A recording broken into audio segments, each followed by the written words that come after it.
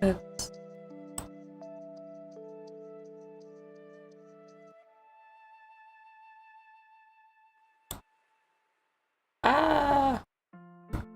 okay. Hi. Hello. Few minutes late. I've been putting together all of my notes and trying to keep my wits about me for this week because there's a lot happening. I don't even have my stuff together quite for art. A conundrum. Perhaps Lady Lapine can help me in a moment. Oh, I don't even have my art stuff together.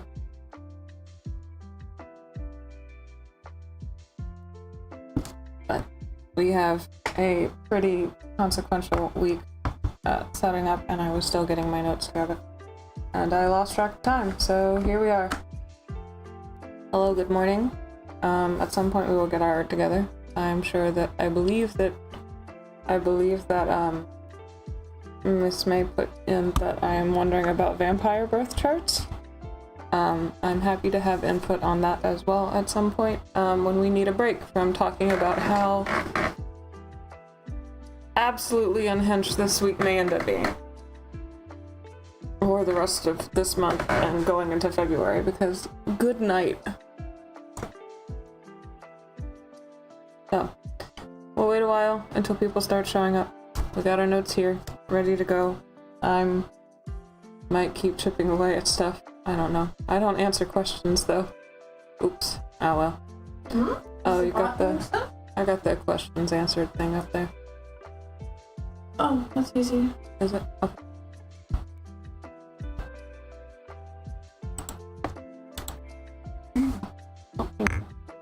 That was easy.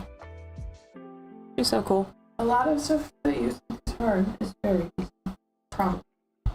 See, and I could say the same thing to you. Funny how that works.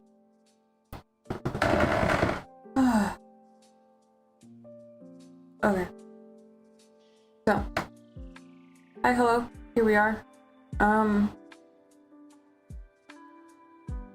Man, I'm still on tomorrow in my notes. Like, I had to go back and wanted to rehash a few things from what we've had. I'm still on tomorrow. Like, I haven't even gotten to past Tuesday. Like, good golly.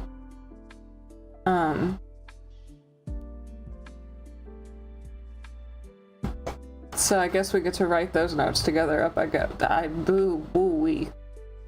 Like, I thought that starting this at 10 and then, you know, giving myself, because I get up at around 8 on my own, and I thought that starting at around 10 would be enough time for me to, like, get up and take a shower and put some notes together and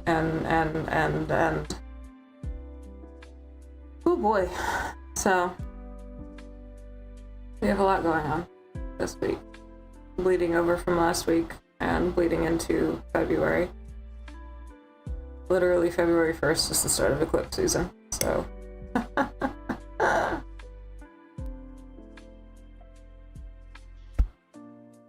Oh, but fun little decorations here. I have, I feel the lighting too well with my coffee here. What we can do? What if I put it here? I'm gonna put these up here. Yeah. Ooh, full house. Some fun little flavor text for us.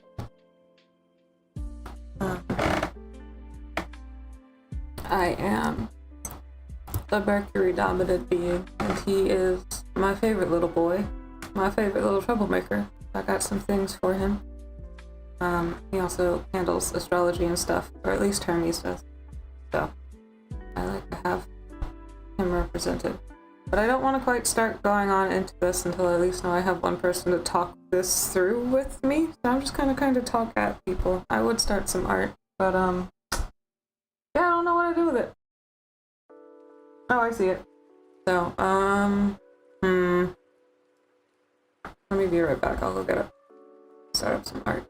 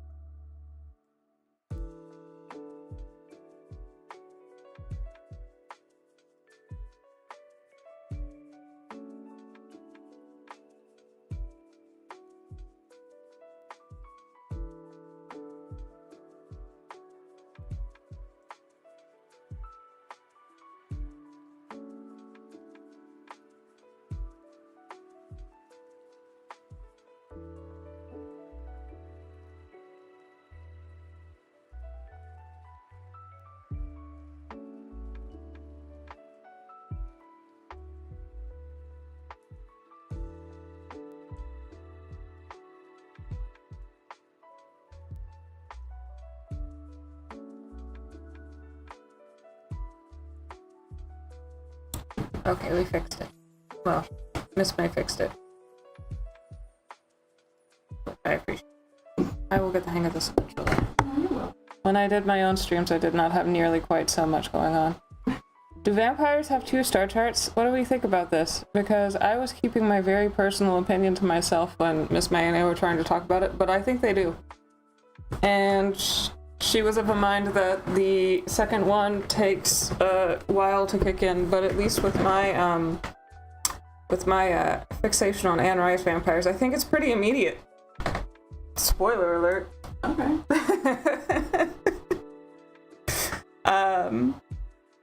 Like, you can still see who they are at the core. I feel like it would be like the original birth chart is more like a collective sun sign. This is what is at your core. And then the vampiric star chart is everything else. So that's your fun hot take from me to you. You think they change that fast, that much? Yes, at least the Anne Rice vampires. Okay. Now, other vampires, which are like, this is the skin of the killer Bella, and stuff like, I don't know. I don't know quite enough about Stephanie Meyer vampires or anything of that nature, but at least my niche, my special vampire interest, yes, they do. But I would love to hear other people's opinions and hot takes. Maybe I would agree with you more. So, I'm gonna give it a little bit of time to let some folks come in. If they decide to come in, I will do some art. This is going to eventually be my loading screen here. We have the camera at a slight tilt because this is just what we have the capacity for right now. So this is where we're at. It will be at a slight angle as I paint. But I think he's coming along nicely. I wish I had had more time to work on him. I probably did, but not last week because a friend came on and we walked through the rest of the year together, and that took another half hour or so. Which was fine. I was glad to do it. I'll probably do it again a couple more times before the year's up, so.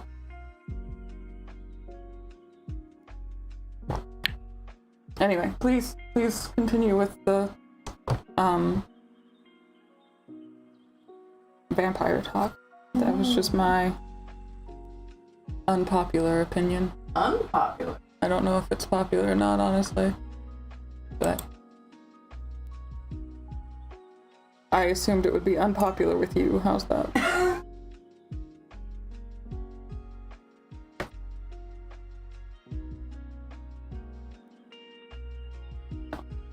Here's your little conversation prompt. I just feel like if I was turned into a vampire, it wouldn't end until 20 or 30 years later.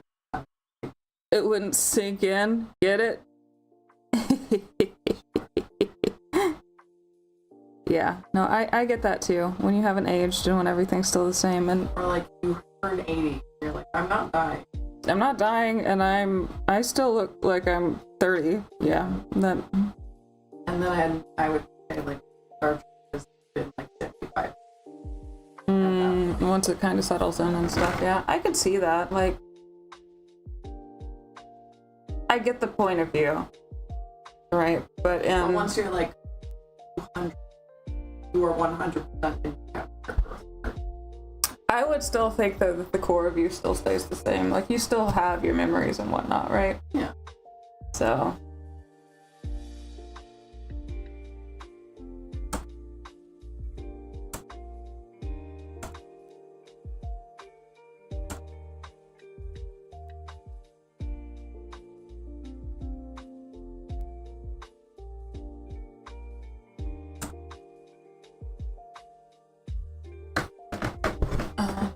You turn on the big overhead a little bit.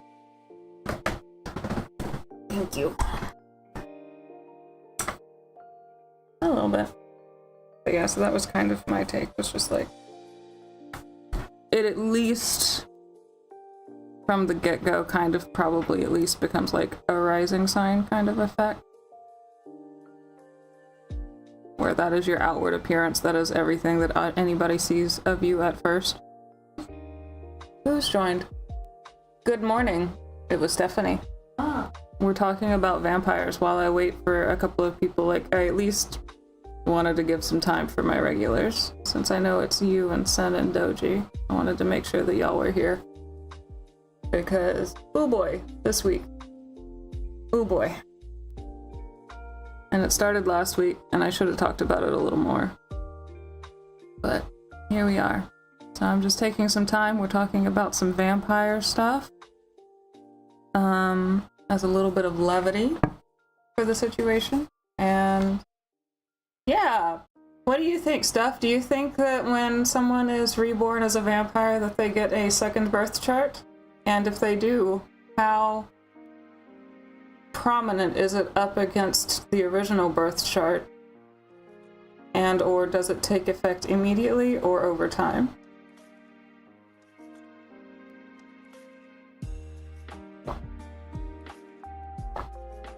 Let's talk about vampires. Have you watched Sinners yet? No, I haven't watched Sinners yet. I've got plans to do it, but I keep hearing that it's a spiritual event for people from the South.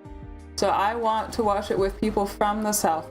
So we have our friends down here. One is from Alabama and one has family from Arkansas. And so I am like, I literally told them Friday, I need to watch it. They got a bunch of Oscar nominations. I have to experience it, but I can't do it by myself.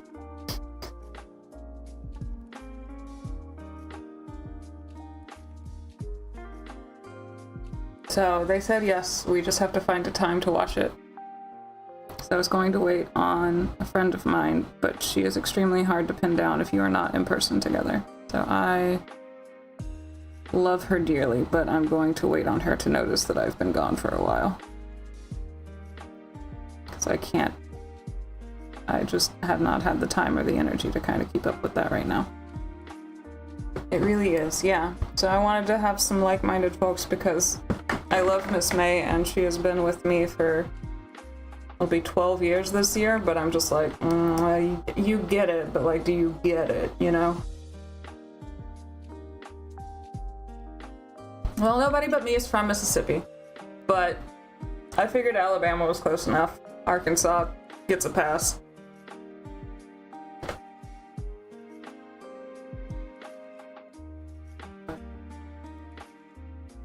No, we have friends from Tennessee, and they're always from the wrong side of Tennessee. They're always from, like, Nashville. Which is fine. It's a fine place to be from, but I need, like, fellow Memphis trash. I desperately need some fellow Memphis trash. And they always get so excited. Oh, you're from...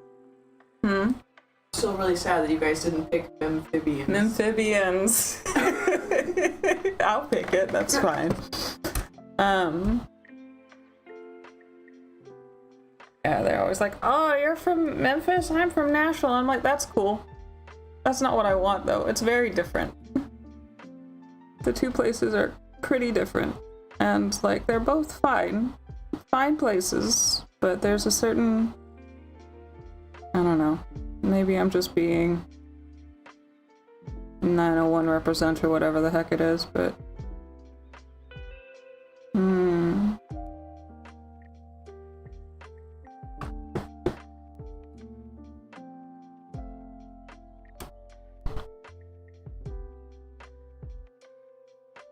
But yeah, the people from Memphis get Mississippi, and then the people from Nashville are from too far away. They both border in Arkansas. I used to have a blues festival. Yeah. No, the friend with family from Arkansas is actually from Idaho.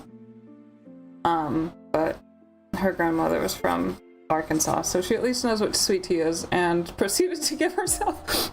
She's so caffeine sensitive. It was so funny, but also, like, I felt so bad, but she's so caffeine sensitive, and she got so excited when I made sweet tea that she proceeded to down 2 glasses like they were shots, and then proceeded to give herself a caffeine-induced panic attack. And I completely... While watching Madoka Magica? While watching Madoka Magica, I watched this poor girl quietly have a come apart and, like, have to go get up, like, several times. Like, she was fine about the context of the movie, but, like, she was just, you could tell that she was in her own head about things. And, You know, it's sweet tea. You don't think about sweet tea having caffeine in it. Nobody thinks about sweet tea having caffeine in it, to the point that the gal who is extremely caffeine sensitive forgot that sweet tea had caffeine in it, so I don't feel bad per se, but I feel bad, you know? So I've got to go to the store the next time she comes over, and if it's for like to watch Sinners or something, I definitely need to get some like decaf black tea or something. They have it. I just completely blanked. And like, it's funny because like I remembered that she was caffeine sensitive, so I was like, oh, maybe I'll make her a decaf coffee or something while she's over. But no, I completely forgot that tea also has caffeine in it. Because it's sweet tea, you drink that stuff by the gallon.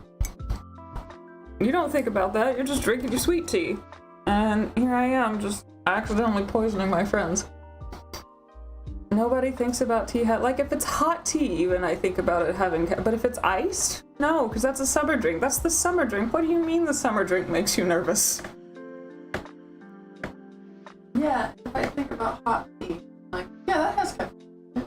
But cold tea for some reason, my brain goes like straight over the fact.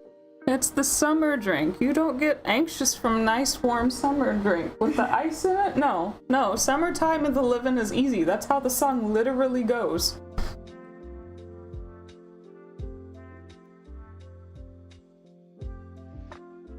As you are drinking your tea. Well, I am drinking my coffee, and with the planets doing what they're doing this week, we only had decaf, so I literally threw some like caffeinated instant coffee in there for grins.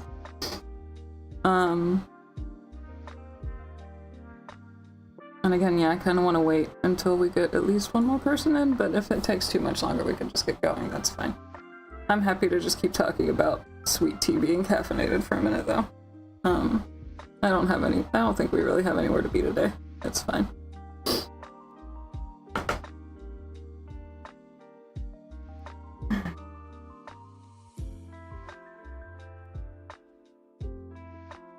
Mostly this week sucks and I don't want to talk about it. Or it could be great and I don't want to talk about it, but either way, like, the general consensus and everything that I've read is that it has to get worse before it gets better, and I'm just like, oh boy. Oh boy.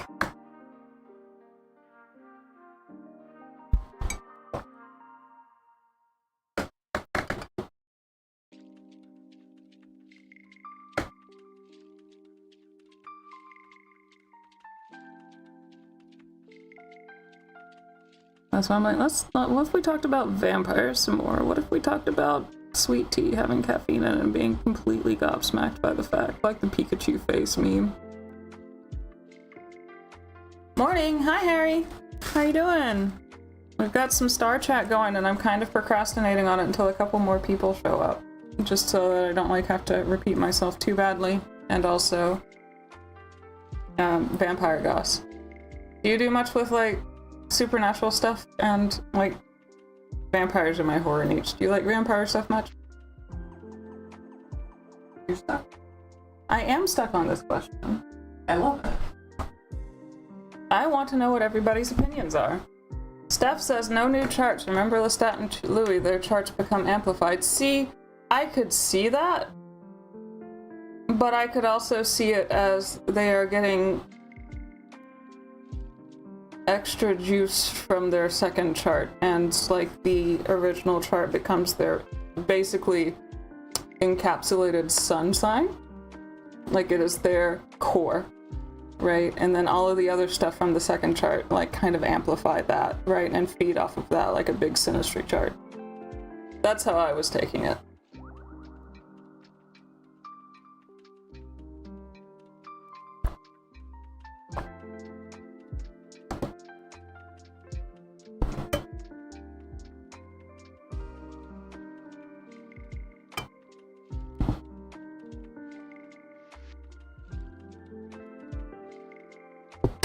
I'll have to have a seance so that I can like channel Anne Rice and just be like, hey, what do you think? Hey Anne. Vampire star charts?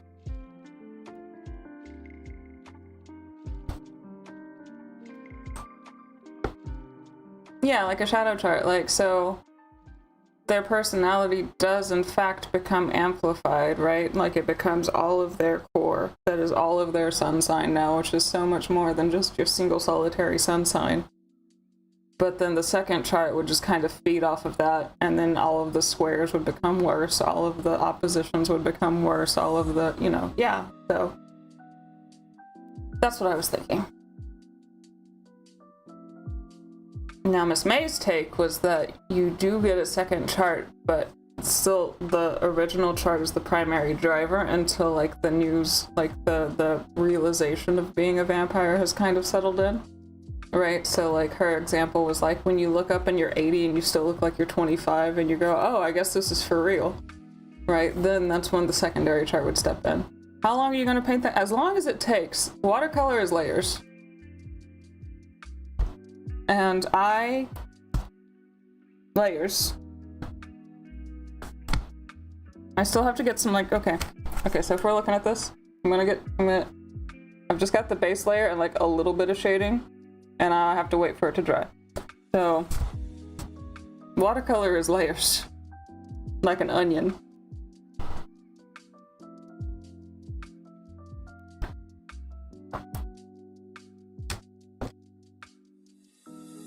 Maybe now, out of vindication, I will paint it all morning. This morning, coffee cup.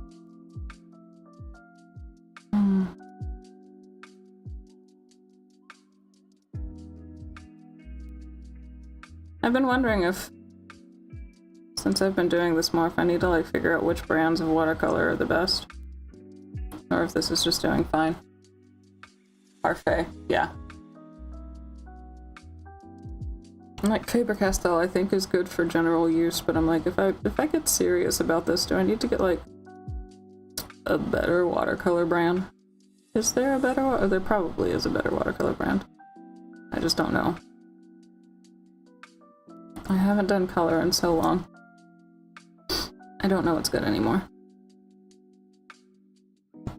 Alright, let me get this little shadow added, and then while it's drying, we can start talking about the planets, I guess.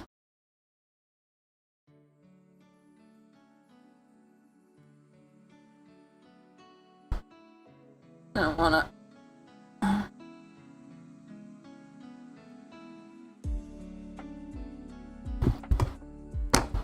Okay. I'll let him dry. So we've got a little shade added now, and then I need to go back over it with the orange to kind of blend it in a little bit better. And then once I do that, after that happens, I will add some yellow and some whites for the accents, and we'll go from there. They move because I've been playing in watercolors, I can ask. Yeah, I have Faber-Castell, and they're fine, but they just seem kind of mid-level? I don't know. Like I said, I haven't done this. I am purely operating off of vibes when I say this. They seem mid-range. Like, if I go to the paper store and I find it, they are good, but they are not, like, if I went to an art store and found the art supplies kind of good. And it's just a little palette, right? Like, it's very handy. I like how portable watercolors are. So I don't think I want anything in tubes that I have to lug around in a sack or anything, but if there's any, like, more watercolor palettes that might do better like that, I'd be interested in it at this point in the game, just because I've got a few more pages to go, but I have done a lot in this book, a lot more in this book than I usually do in books that are meant for paper. So, yeah, I'm interested in it. Also, she should show us her art. I want to see it.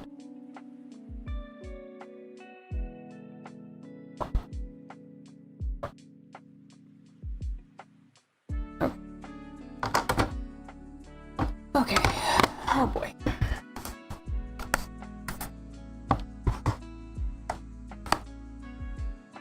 So, I was alone when I first said, but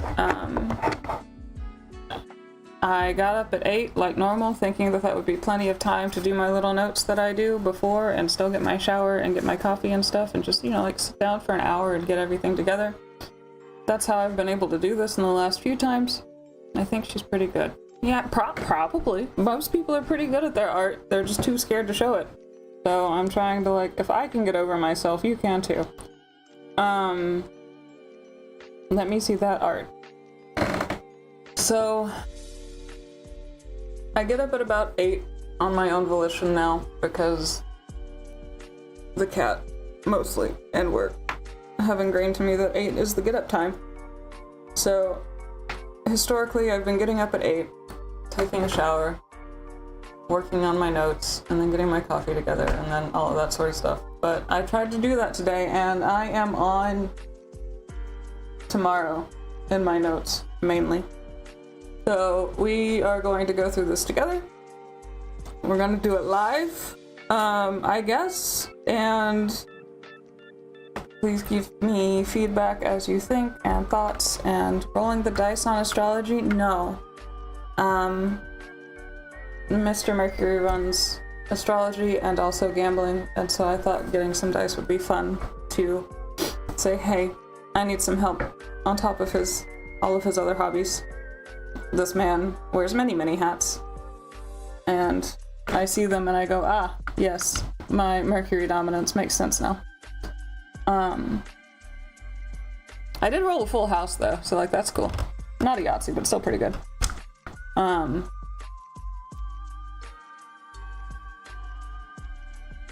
Anyway, so the big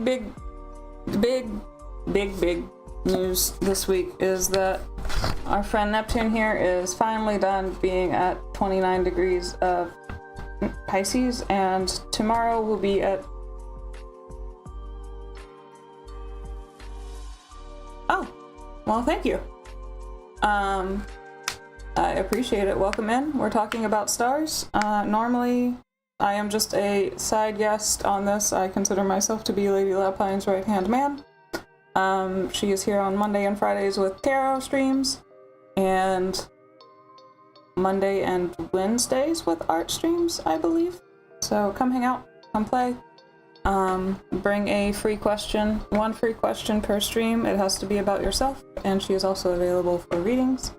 I like to talk about stars. I am still learning, so I don't read charts just yet, but I'm happy to explore and learn together. And that's kind of what I'm set this little hour up for, is art, which I do on the side after we talk about stars, and more stars.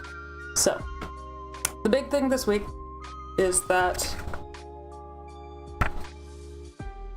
Neptune is going into Aries at 0 degrees. Saturn is catching up fast. He is at 28 degrees, well, fast relative for Saturn, right? He is at 28 degrees of Pisces. He will be at 0 degrees of Aries with Neptune here in a couple of weeks, I believe. But this is the big shift today, or tomorrow, I should say. We have, a lot going on. So I wanted to rehash a little bit because I was reading up on things, and you cannot see me like stress running my hair, hands through my hair, but wanted to rehash a bit of the last week just to see kind of how things are leading up to where they are. That stellium that we had in Capricorn up here has now shifted to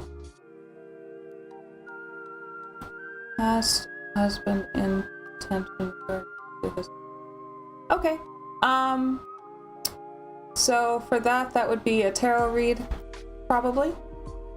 So you're going to want to come in on Monday or Friday. So save this link. You've already subscribed, so just follow when Miss May posts that she's having a tarot read, and feel free to come in during that. You can also, in the tagged link, or the tagged chat, there is a support our channel with tips and stuff. On that page, there is also a commissions page, and you are welcome to book a reading as well. And she is extremely good at tarot. I can only wish to be so good. I've known her for going on 12 years, and she has done tarot readings for longer than that. So, very well practiced. And we would be more than happy to have you. So, for this, we're going to talk about the stars. We have a lot going on, so if you're having a lot going on in your personal life, it probably makes sense if you look at your star chart. Yeah, of course, you're very welcome. And again, happy to have you here. You're welcome to stay. But yeah, that sounds like a tarot read, so be sure to come back on a Monday or Friday too. And again, you're welcome to stay. We can talk about stars, and then once we're done talking about stars, I do art too. But so all of the big hard work that we had all at the start of January and at the end of February in Capricorn, it's all moved into Aquarius. Aquarius is the resident rebel of the chart. I affectionately call him the social justice warrior of the astrology chart. He's all about ideals and rebellion and going independent and doing your own thing and going by the beat of your own drum, standing up for what's right, things like that. Aquarius is, I believe, also Saturn dominant. Let me double check.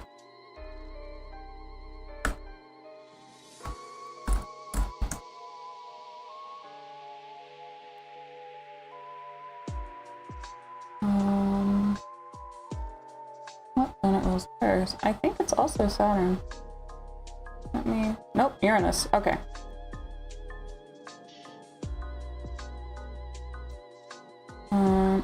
Uranus is that, yes, okay, but what is the traditional?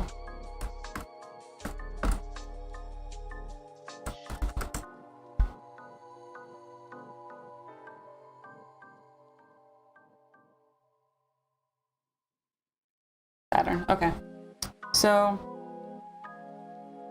as we have learned more about the stars, as we have discovered that there are 8.5 planets in the solar system as opposed to just the ones that we can see with our eyes, we have ascribed different chart rulers than what have been previously ascribed to. So the big example is that traditionally Scorpio here was ruled by Mars and now is considered to be ruled by Pluto or Mars. Aquarius is much the same in that traditionally Aquarius was ruled by Saturn, and now Aquarius is ruled by Saturn or Uranus. Capricorn is also ruled by Saturn, but the thing with Capricorn is that he is only ruled by Saturn anymore. So you can see it in a lot of like the typical Capricorn traits of like hardworking and diligent and working towards payoffs and, you know, doing the hard things first to get where you want to be and working towards your rewards instead of just immediately getting them. Uranus is dual wielding rulers, I guess is how I would say it, much like how Scorpio does. So Uranus is dual wielding rulers with Aquarius is dual wielding with Uranus and Saturn. And I can see it in a bit of a meld. So where Capricorn is hard work and effort and diligence and doing and, you know, self-discipline and stuff, there's a lot of self-discipline, there's a lot of independence in Aquarius, but they are also willing to flip tables to do what they see as right. So the Saturn dominance shows through like just their effort that they're willing to put forth into things, but the Uranus influence shows in that I am willing to completely upend the system in order to set up the correct way. Like, they will diligently work towards a revolution, basically, is how I see it in Aquarius. So if we flip it over to Scorpio, Scorpio used to be ruled exclusively by Mars, but now is Mars and Pluto. Aries is ruled by Mars, and only Mars. So Aries is seen as like a hot-headed go-getter willing to, you know, like reach for things and work towards things and take what they want, and war and decisiveness and knowing what you want and going and getting it and strength and stuff. Scorpio has all of that, but they also have, again, kind of like Uranus and upending tables, Scorpio is willing to rip things down to the foundation because of Pluto and transform it into something new.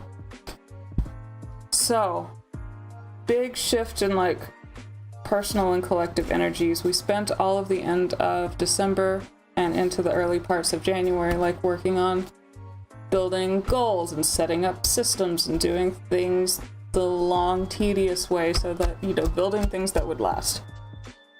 That's why on the new moon a few weeks ago, we set our intentions for what we want to do for the next few years, because all of this henceforth is not going to be conducive. There's no, the ground is shaking. It is hard to build a foundation. So that is why we were taking the time on the new moon. It was like our last call, like I was saying, like our last call at the bar before we have to go to the liquor store, buy our own liquor, and then make our mixed drinks at home, right? Now there will be times where, in this metaphor, all you have to do is go home and mix your drinks. You already have the liquor, but the consensus is you will have to take so many extra steps to get where you were wanting to be relative to if you could have just set the intention back last week. So, we've had Pluto here for about 2 years now. He'll be there for like 18, 20 years, something like that. He'll be in Aquarius for a very long time. This is, quote, the age of Aquarius, in a way. So he's been here for a long time. He's only at 3 degrees in because he moves so slowly. Now we've had all of that stellium coming in, and one by one, they have been conjuncting Pluto, and it's been blending these two aspects together. It has been Venus and Pluto, so romance and financial wealth, and, you know, like resources and abundance, with deep transformation, upending, starting over. Pluto is the god of the underworld, but he is also the god of wealth. So, like, if you can tear things down at the foundation and you need to rebuild, if you use, like, if it is the Pluto calling in you or whatever, right? It will be better than it was before. You just have to get through that really, really tight spot. Like Saturn is known as the father of the chart. I consider Pluto to be a bit of the wrecking ball. Like, I'm not scared of anything in this chart in particular, but like if Saturn is considered to be severe, then what is Pluto, basically, right? So one by one, as these things have come out of the Capricorn stellium, they have been conjuncting Pluto. The last one is this week. It will be Mars, but we've had Venus, which is wealth and resources and relationships and love and such, conjuncting Pluto. That was on the, I want to say the 18th or something like that. And then we had Mercury come through. He moved into Aquarius on the 20th. Venus moved into Aquarius on the 17th. She'll be there until February 10th. Mercury's our little speedy man. He moved in on the 20th. He will be there until the 6th.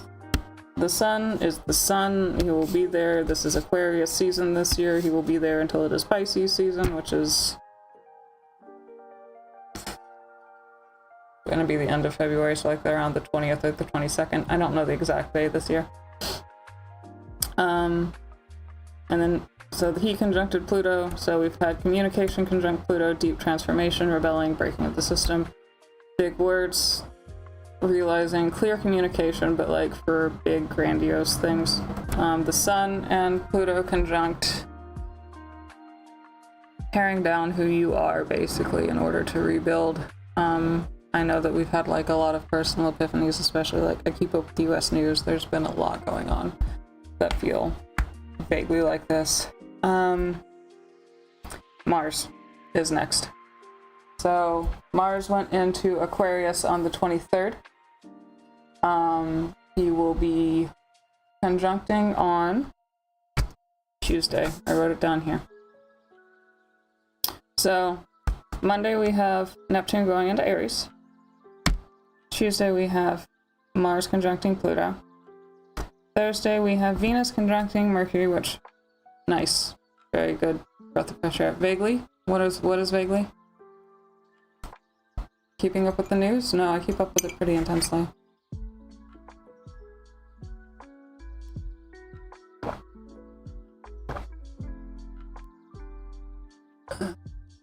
What? I don't remember what I said. That was 3 sentences ago.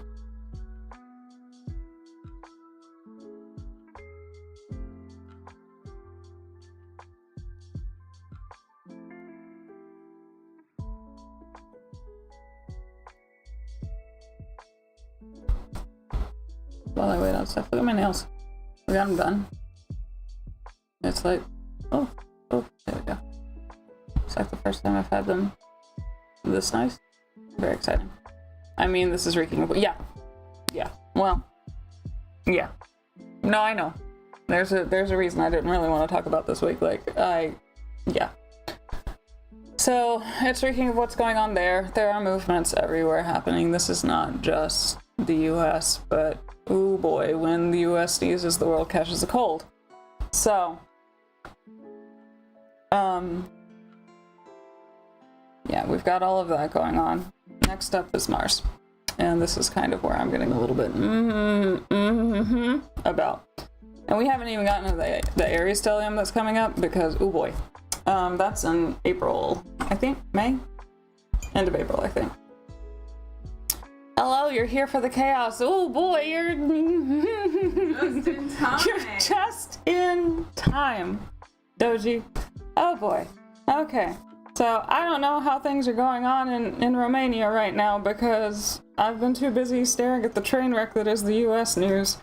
But we've got a lot of things going conjunct Pluto in the rebel sign, and we've got ooh-wee. Okay. So for a little bit of a rehash again, just to make sure, so we've had Venus, so we had earlier at the end of December and at the beginning of January, we had this nice pretty Capricorn stellium that was very good for laying out a groundwork and setting up intentions, especially for the next handful of years when things are about to all be exclusively in fire and air signs. So the last odd years, I want to say Neptune went into Pisces in 2011. So our last era was water and earth signs here. Very grounded, very stable, very emotional. There was a lot of spiritual work and stuff happening. A lot of people came into themselves more. They were focusing on the collective. They realized a bunch of things. We can talk about more of that later, but all of the outer planets are about to be in air and fire signs, and the moral of that is, boy howdy, I hope you learned your lessons because it's about time to apply them. So the new moon, like I was telling Steph, it was basically your last call at the bar. I think we talked about this last week too. Your last call at the bar for the easy made drink. And so I was you need to go ahead and make your plan and put that out into the universe and get it ready to go. Because now, if you want to make a plan, you still can, but you're having to make a plan basically in an earthquake. If that was last call at the bar, now what you have to do most of the time is leave the bar, go to the store, pick up liquor, and make your drinks at home. It's still doable, but relative to the ease that what it was, it's going to take a lot more steps. Now there are windows where it's going to be a little easier. Maybe you already have the proverbial liquor at home, I guess, and you can just make your drink, but, it will be extra steps. It will not just be someone making it and handing you their drink. So, that was our last shot for, just that level of simplicity, basically. We still had, big things here, so we still had Neptune in a water sign, Saturn still in a water sign, Uranus is still in an earth sign, Jupiter will be here for a while, he doesn't really count. But things are about to start moving, right? So we've got Neptune going into Aries tomorrow. Saturn will be going into Aries at the beginning of February, I think. We've got Chiron in Aries. We've got this nice stellium in Aquarius. Eventually, once Uranus comes out of retrograde, he will be going into Gemini. I think that's in June. Don't quote me on that. Jupiter will be going into Leo in June or July. So all of your big planets are about to be in. If water and earth are stable and grounding and emotional, then air and fire are, the explosion, the gas. You're hitting the gas pedal. You've been in neutral for the past however many years, now it's time to actually apply what you've learned. And so that's the big moral. But this last week we've had a bunch of conjunctions with Pluto, and Pluto is about shaking things down to the ground and then rebuilding it better. The problem is, like I said last week, I don't know how soon is relative to me and the universe, right? My interpretation of soon is a couple of months. The universe is very big. That's probably immediate to them, right? So we've had Venus go conjunct Pluto. Venus is love and abundance. Conjunct is when they amplify and mix their vibes in together and stuff. So we've had Venus coming into Pluto.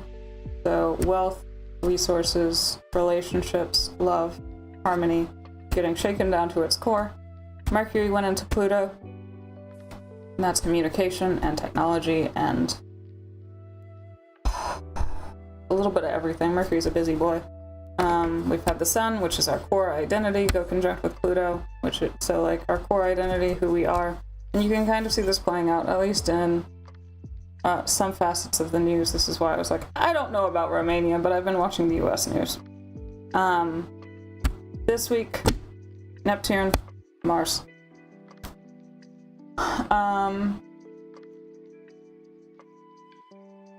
So let's see, where do I want to start? We've got, and I said at the beginning of this, like, I woke up at 8 thinking I had 2 hours to get everything ready. I was still working on my notes when it was time to go live, so some of this is going to just be us figuring things out together.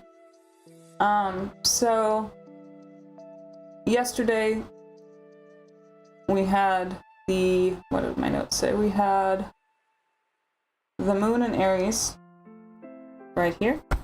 It was conjunct because the moon moves fast, so she's already passed, but she was conjunct Chiron, squaring Jupiter retrograde. And then Mars is not quite conjunct at exact with Pluto here. He's at 1 degree, Pluto's at 3. But you can feel it creeping on. Now, the moon in Aries and Chiron conjunct is like, Chiron is the wounded healer, the moon is like our emotions and our wet puddle vibes, as I like to think of them, like just your watery, emotional self, right? Like taking out all of the like intellectualization, taking out all of the rationalization, just your wet puddle version. And Chiron is the wounded healer, so he was, as my favorite astrologer says, the master at what he does, but he also sacrificed a lot. So Chiron isn't as tragic as he gets made out to be. Keep on. But the moon kind of amplifies some of that tragedy, I think. So, the tragic aspects, I should say. So he was square Jupiter, Jupiter's expansion. You are expanding grief and tragedy and processing in a fire sign with an earth sign, so these are square. If you put water on fire too fast, it can explode. On top of the square, I think it's a square. It might be a sextile, no. Air, fire, air, water. Anyway, it's starting to butt heads with this conjunction that's forming. So we have this raw, expansive, emotional buildup here. And it is going against 2 planets that are blow it up planets. Combustion planets, I guess. These, Mars is obviously war and determination and drive and ambition, and then Pluto is, the wrecking ball. So these 2 are going conjunct on Tuesday. I'm a little anxious about it. Anyway, so we had that yesterday. I saw the news yesterday about what's going on in at least Minnesota. I know that we've had things going on in Iran. It's not ideal. Moon and Chiron are emotions and trauma and grief and things of that ilk. We have Jupiter, who is expanding, and then Mars and Pluto. I have notes that say explosive breakthroughs. I have a character in D&D called Chiron that tried to go to the moon to fight a remnant of the god of the universe there, but he got his... There you go. Astrology is not something I should write. Well, pack it up, guys. I gotta stop here. Astrology is not something you recommend for people with anxiety. For me, though, personally, or at least my anxiety does better when I can see things coming than if it just gets sprung up on me. That's why I tend to read the news like a couple of times a day instead of just once. I have to see the train wreck happening. If I just look up and there's been a train wreck, that makes me spiral. So, depending on the type of astrology, not this type of astrology, depending on your type of anxiety, it could be useful. And the type of... Yeah, the type of astrology is hyper-anxiety. The big message that I would take from this is control what you can control, right? Like, do what you can. The collective and people and such will do what they do, and it is your responsibility to take care of you. Now, that said, I also have not heard this said often enough, but bad actors also get influenced by the same signs and the same roadmap, so I have been taking that as a bit of a to hell with imposter syndrome kind of vibe. So bad people will use the explosive energy, so I think that good people should too, and they should think about what they're doing before they do it, but, you know, like, do what's best. Because the bad actors will do what's worst, right? So, yeah.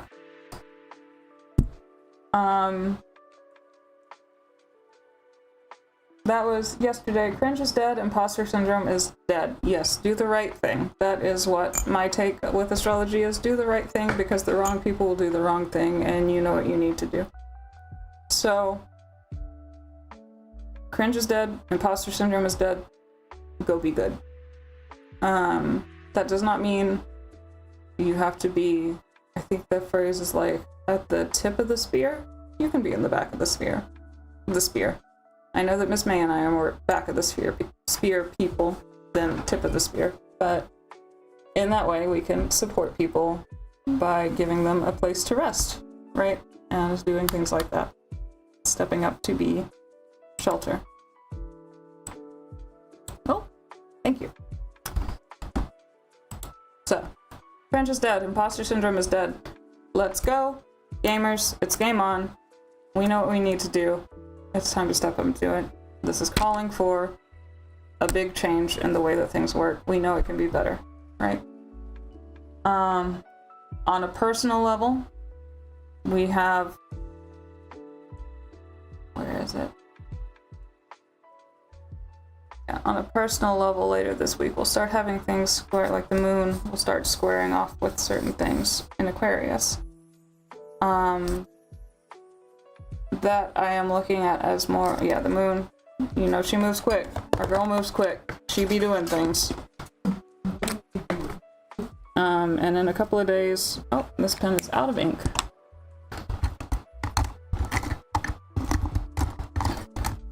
No more fake it until you make it, like, or conversely, extra fake it until you, what, no more sitting there panicking and pulling your hair and fretting. You have to go do. So if that is fake it until you make it, then fake it until you make it.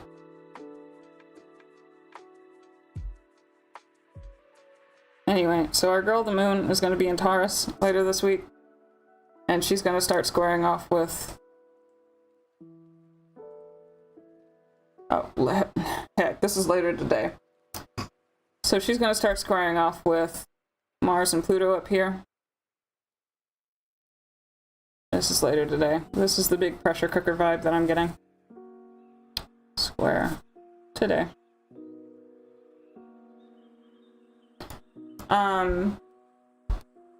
So big pressure cooker vibes when she moves in there, they start squaring. So Aquarius is the rebel. Aquarius is gonna upend things. Now you just make it, right? Aquarius is the upend things. Aquarius is my affectionate social justice warrior will do what needs to be done, and is willing to turn things over for it and just wreck things. Taurus digs their heel in, and they are stubborn. These two signs are both extremely stubborn, but we have the immovable object later today mixing with the unstoppable force. And the squaring will be happening with the immovable object that is your emotions, with the unstoppable force that is the wrecking balls of the... So, if yesterday was emotions, expansion of those emotions, and explosive breakthroughs, I am looking at today as a bit of a pressure cooker. That might boil over. I'm wondering what's going to happen in the news if I look at it today as a collective thing. So yeah, these are both, we've got two fixed signs, and they're notorious for being extremely stubborn. On a personal level, let's focus on what we can control, right? So on a personal level, you will feel a direct conflict between wanting what you already know is secure and wanting what you already know is safe versus what you know needs to change, right? So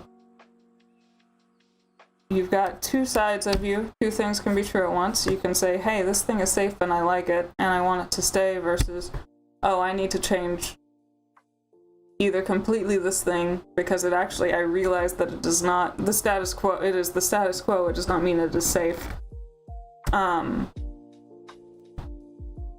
Good that I overslept so much just today so far. Yeah, there's still a lot of today on my end though. Good job oversleeping though, good job. Good to see you, Sen. We are talking about, just this week, I've gone over a little bit of everything that has been building up to it. This week is a pressure cooker as far as the stars go, and I am a little bit worried about it. But we are focusing on what we can control. We can talk about the collective a little bit, but I want to talk about what we can do with ourselves. So today is the pressure cooker because Moon is in Taurus. Later today, this was at noon UTE, I think. So a couple of hours ago. Moon be doing things. She's quick. She's going to be squaring off these two. So we have our wet petal versions, our emotional sides, going up against the two of the main wrecking balls of the zodiac. We have Pluto, foundational ripper, Mars, war, drive, ambition, power. May the pressure be manageable. Yes, I hope so. So we're feeling this conflict between what we think is safe versus knowing that the status quo is not inherently safe and that it needs to change. The day is kind of asking on a personal level to recognize where you're being stubborn and ask yourself why. Why are you being stubborn about this? Why? Is it actually what you need to stay the same, or does it need to change? And you might have two different sides going on within you. It is time to have a nice calm debate. Not very possible, but you can breathe and walk away for a few minutes.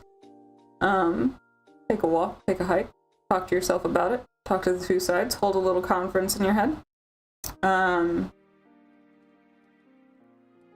So you realize why you're stubborn, you ask yourself why with both what you want to keep, the Taurus side, and what you know, what you want to change.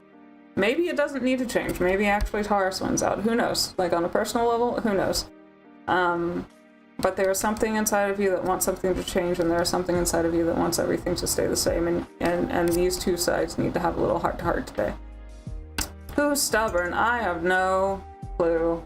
I have no clue. Two fixed signs going at it today? I don't know, man. So, as always, you can probably feel this pretty much anywhere, but look at the houses that these two things rule over. So, for example, Taurus is my 12th house, Aquarius is my 9th house. So Taurus is like, or my 12th house is like the shadowy side of me, the things that people don't really see, the internal, I know that's the 4th house. It's a little bit my alternate reality self. I don't know quite how to say it. I'm not very good at that yet. But anyway, and then the 9th is like spirituality and beliefs and psychology and things of that ilk. So these two things need to talk, hash it out, have a little conversation. This can really apply anywhere, but we may see collectively that conversation happening not in the best light.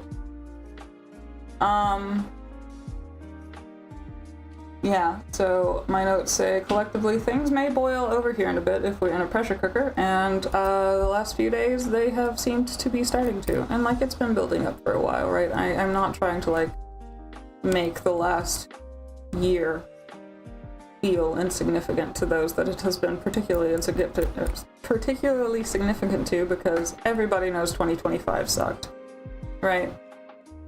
But I've definitely noticed like a turning up of the temperature. if we keep up this proverbial gastrology chat going. Yeah.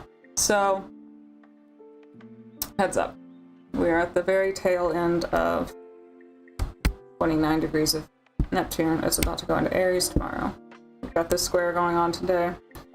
29 degrees of anything is the culmination of the sign, and we are at the culmination of the zodiac because Aries is the start of the zodiac.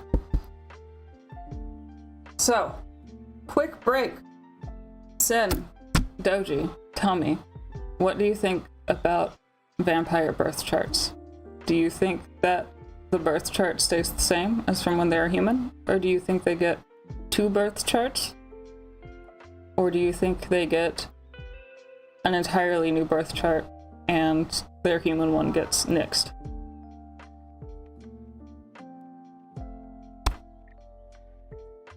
Let's talk about vampires for a minute. I need a vampire break.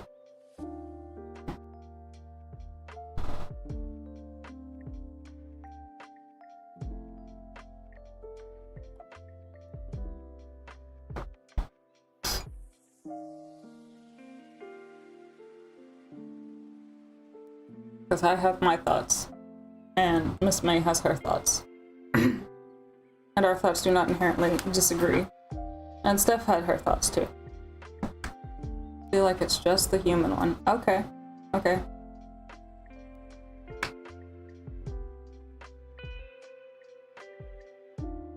Why do you think that is? Do you think it like gets amplified in any way, or do you think it gets affected in any way? Depends on the old lore, but I feel like the old one counts still, yeah. Yeah, so my favorite, I think we've talked about this a little bit. I'm a huge Anne Rice fan.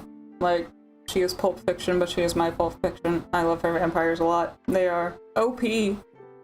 I'm not saying that I think they're a little bit way too impermeable, but you know, I love them a lot. They're my boys. And Claudia. But yeah. No, I definitely feel like the old one still counts. And Steph said that they keep their old one and it just gets amplified. Probably show the transition in it too. Yeah, maybe. Miss May says that she thinks that you get 2, but one takes over gradually.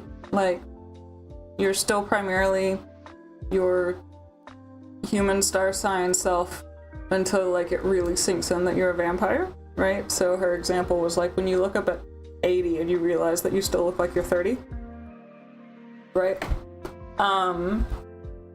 That was how Miss May thought that it would work.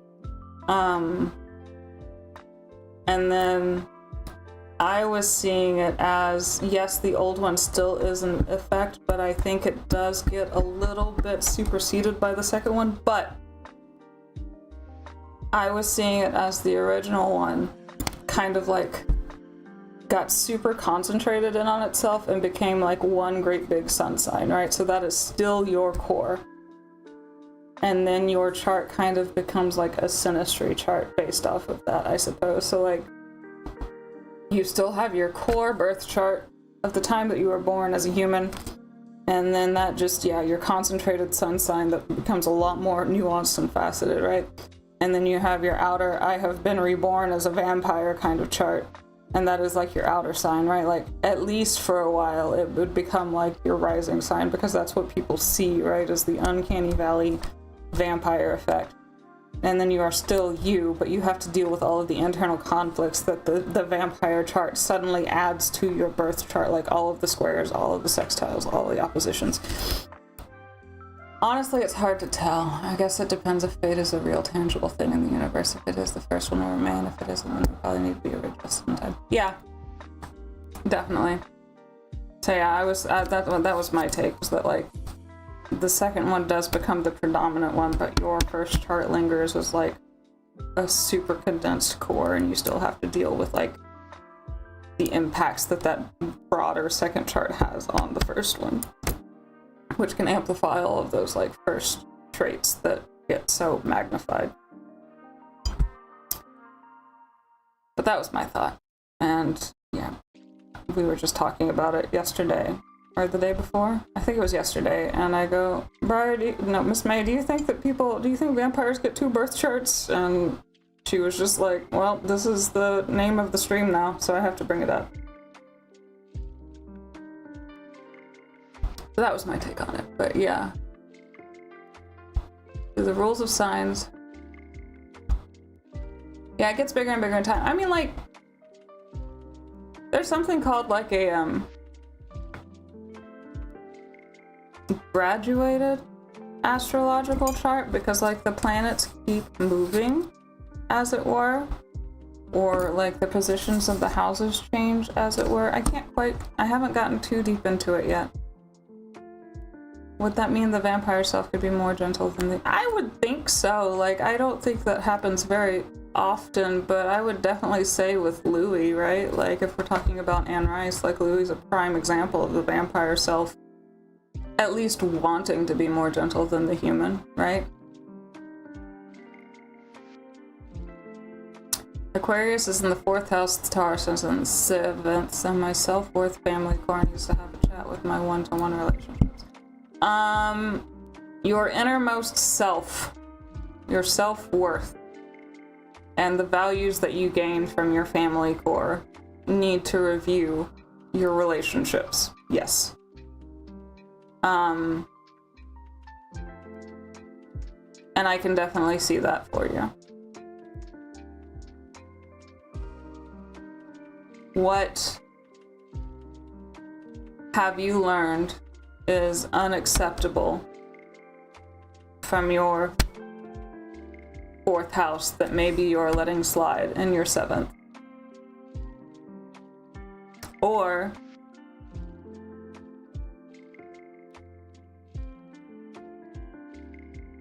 let me see. Taurus is in the 7th. Or, let me see, hang on, what would the flip side be? You know what you need to... I almost got that right.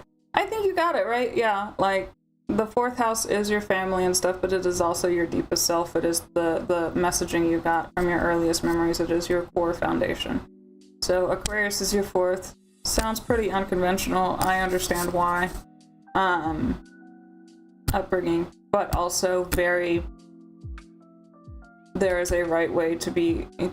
There's a certain integrity that would come from this kind of a placement, right? That you got from, like, your early childhood messages. Taurus just likes luxury. Like, I'm not trying to, like, talk bad about Tauruses, right? But, like, if I'm just, like, looking at their, like, very superficial things, like, it's luxury, it's stubbornness, he's bullheaded, he wants the finer things in life. What are you allowing to stay in your 7th house that your 4th house knows is unacceptable? Or what does your 4th house think is unacceptable that maybe isn't really so bad, right? Like that kind of a chat.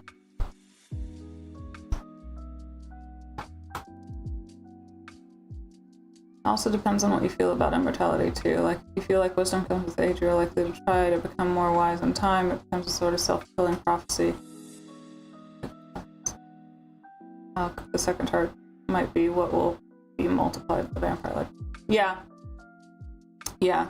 No, I think the first chart stays as like a core, like the nuclear reactor core, and then the second chart is just the factory around it, right? But the factory can expand, it can be needed to be bigger, it can be, you know, what starts small needs built out, because wherever the energy is going needs more energy as it is, right? Like it definitely, but I think at the root, yes, you still have that first chart, but it becomes like one super concentrated thing that has way more facets to it than just a standard sun sign. So, there's your hot take for the day on vampires, I guess. We love to see it. Miss May is so right. We love to see it. I love to talk about vampires. But okay. Yeah, so chew on that a while. I might need a little break in a minute again. Well, we'll talk about our boy here. Our sweet baby Neptune boy. our illusions, our intuition, our spirituality, our addiction, all of the shadowy, wet, confused, foggy parts of ourselves, our illusions. Yeah, did I say illusions already? I don't even know anymore. Figuring out the vampire lore. Absolutely. Cute desk, by the way. It's Miss May's. It is not mine. Yeah, so we're gonna keep chewing on this vampire thing, but I need to get onto Neptune a little bit because I've just been kind of dragging my feet. So we have this pressure cooker today, and then tomorrow, at about 1 in the afternoon in Greenwich time, we're deciding that Neptune is going into Aries. Neptune has been in Pisces since 2011. So if you look at the Pisces portion of your chart and think back to 2011, I know... Can I get a close-up on the nails? As much as the shadow will allow. Let me see if I can get a thing. Hold on 1 second. Yeah, we can get the close-up on those nails. I'm so proud of them. It's way more femme than my usual, but like just to have my nails done like this. But yeah, I'm gonna try to go for a coffin nail since they're still a little bit too short. She squared them off.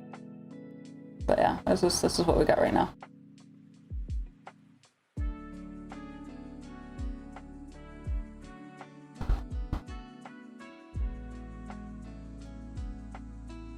And I usually stick with like blacks and reds and stuff, but I like the gold accents.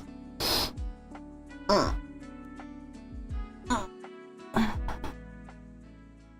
can send you a clearer picture later. So most of us in this little chat at present were fairly young back in 2011. But if we think about... Thank you! Yes, I like them a lot. I'm quite pleased. The last ones, we were going to a different place for a while. We tried a new place this time, and I think I do like them better. But the last one had like a gold powder that they could put on, and it made it smooth, and I had it done on my pinky, like super well buffed for a while, and they were just perfect. It looked like melted gold on my fingernails. Your nails have been peeling. Miss May pitched that we start getting our nails like done. It's called capping, which is like with a super hard gel or acrylic. They'll put it like over your nail, and it makes it impermeable, basically, like it's just impossible to destroy, and it makes this kind of a noise. And I'm a huge fan. Very good stem. Yeah, they're like acrylics. They just stay on for way longer. And I have a very bad habit of chewing on my fingernails when there's nothing going on with them, if they're just plain, and they are also very weak. And so Miss May had the genius idea of, let's go get our nails done and maybe you'll stop chewing on your nails. And wouldn't you know it? And it's been great because my day job has been absolutely topsy-turvy since right before Christmas. And if I had not had these done, we would not have webcam appropriate hands at this point for the amount of stress it has been causing. So, let's think back to the start of 2011. I know some of us are older than others, some of us are younger than others. That is the nature of time. Let's be real, right? But think back to 2011 as much as you can, or in that general area, 2011 or 2012. Look at the house that Pisces is in your chart and see if there's like any, like, over the last, since 2011, what is that, 15 years? What has changed? So, for me, I have spent, probably since about 2011, 2012, I have spent this time extremely confused about my career and what I want to do when I grow up and things of that ilk. And wouldn't you know it, Pisces is my 10th house. So I have been floating from one career to another, to going on a study abroad, and realizing as I was studying to become a translator, like 8 months out of 10 in my time abroad, studying to learn a language to become a translator, 8 months in, walking down the streets of the city, looking up and having the epiphany of, I don't want to be a translator. And then it all just kind of going downhill from there. And then Saturn has been in Pisces since, I want to say 2023. Yeah. And Saturn has been in Pisces since 2023. Right now we're looking at where Pisces is because I'm giving you context. So think about the problems you've been dealing with, the illusions you've been having, the intuition you've been getting, the dreams you've been having about things, whatever is significant. There's bound to be something. It's a very long time, right? And for me, I've noticed it in the charts that I've seen and the people that I've been talking to, right? Like for me, it's been my career. For me, it's been like my goals and my dreams and my aspirations and what I want to give to the world, right? Like my MC is at 0 degrees Pisces in my 10th house. Like this is what I want to leave to the world. Pisces is my 10th house. This is what people see out of my achievements and stuff, right? So I've had Neptune going here since 2011. When I was little, I wanted to be an artist. And right around 2010, 2009, I had a moment with something and I was like, I don't want to do that. I need to go after, like, actually find something that'll be stable. Finding, you know, a steady income so that I can do my art on the side and not have to worry about the starving artist kind of motif or like the stereotype. And I have been struggling and changing careers and going for periods of like unemployment and stuff like that since about, I joined the workforce in 2013. But even starting back in 2011 when I was in university and stuff, I was struggling with this kind of like, what do I want? What marks do I want to leave? What do I want to do with my career?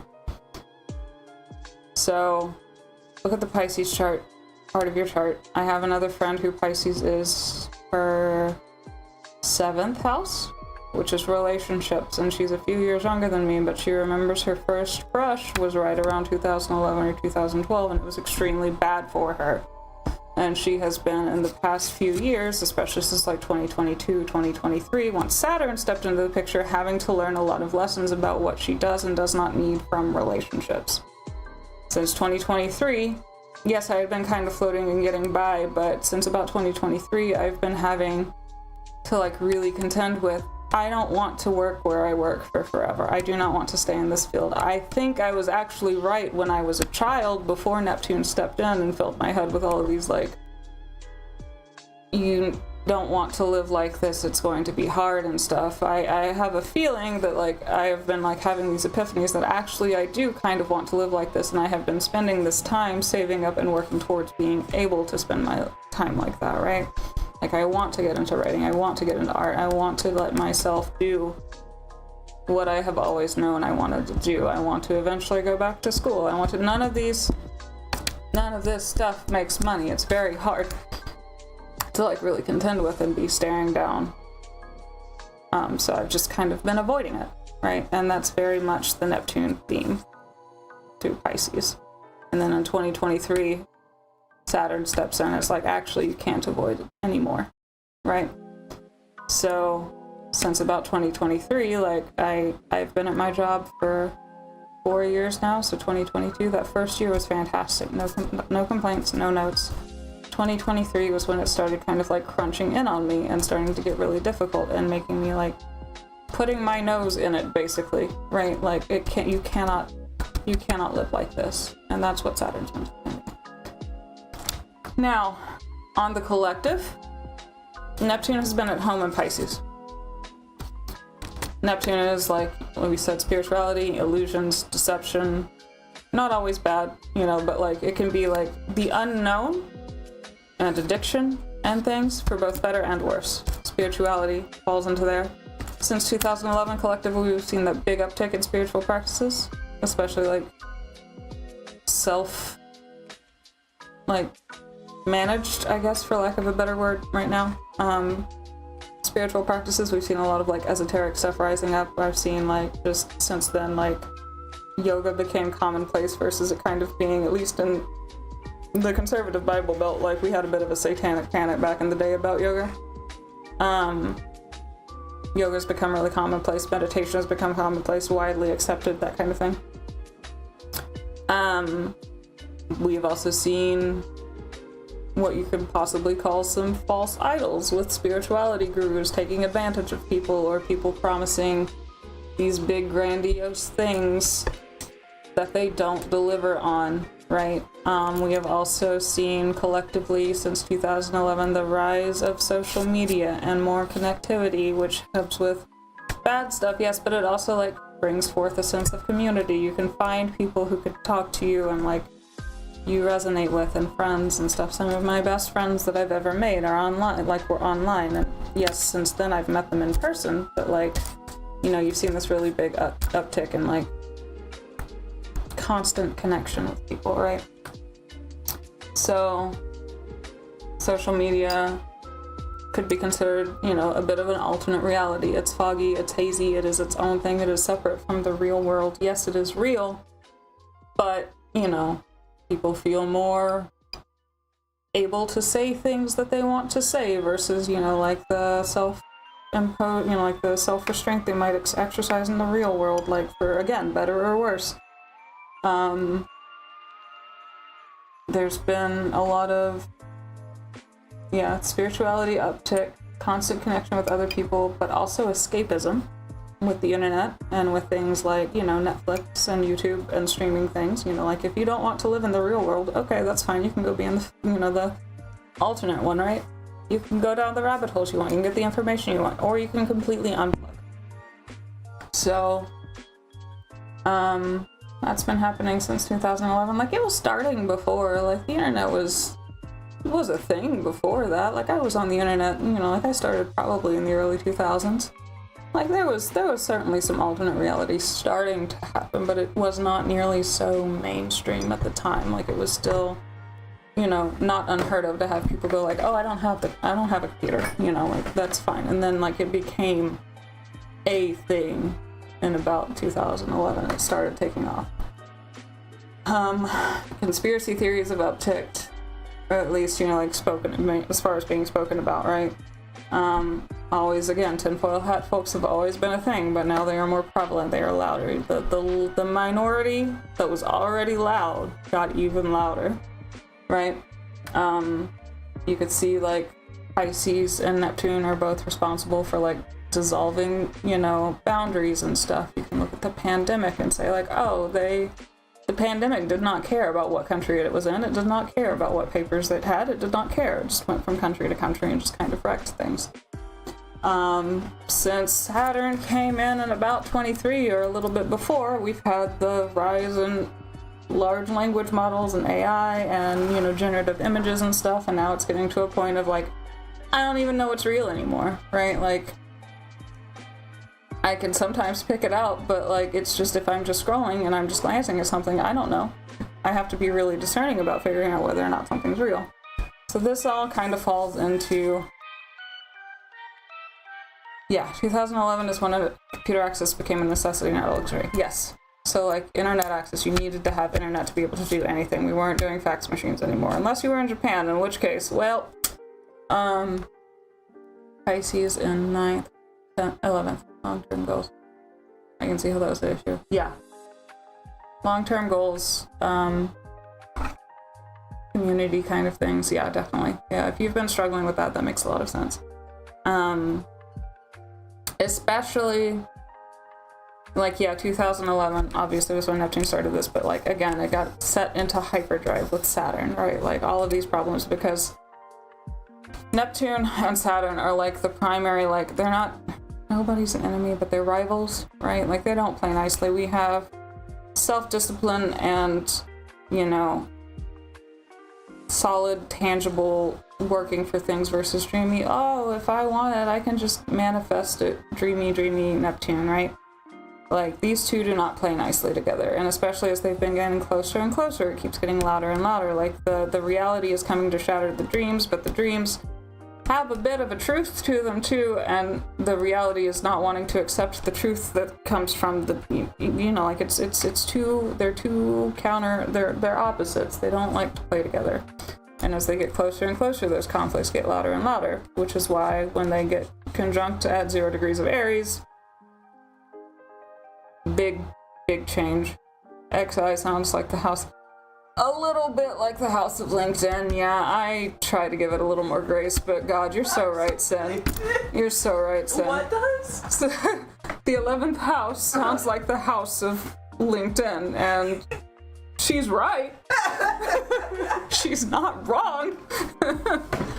So, if we have the first house is self, the 7th house is like your immediate relationships, the 11th house is the community that is like, okay, you have your primary, your secondary, and your tertiary, right? So that is, you could see it as LinkedIn, yes, absolutely.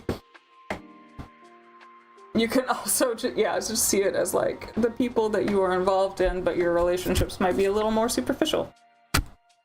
You aren't as close as someone that would be in your 7th house or something. So, yeah, so since 2011, and then it picked up even more in 2023.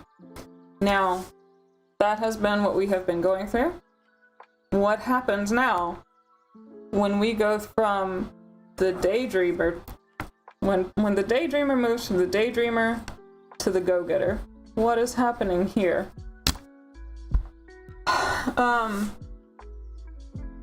If Neptune in Pisces is like passivity and surrender and receptivity, like if you're working on like if Pisces and Neptune are like let go and let God, basically, Aries let go and do it myself, basically, I guess. So my little notes here say Neptune and Aries is bringing spirituality to fighting for a cause. It's not just fighting for what's right. Now it is fighting for what's right because you know it in your heart to be right. Like, you've probably already known that, but like it brings that much more emotional intensity to it, right?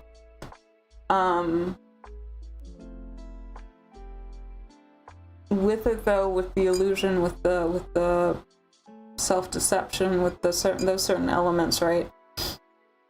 There is a chance for crusade vibes. Like, you remember in your history books the Crusades when the Christians were like trying to like take over the Middle East and stuff like that, right?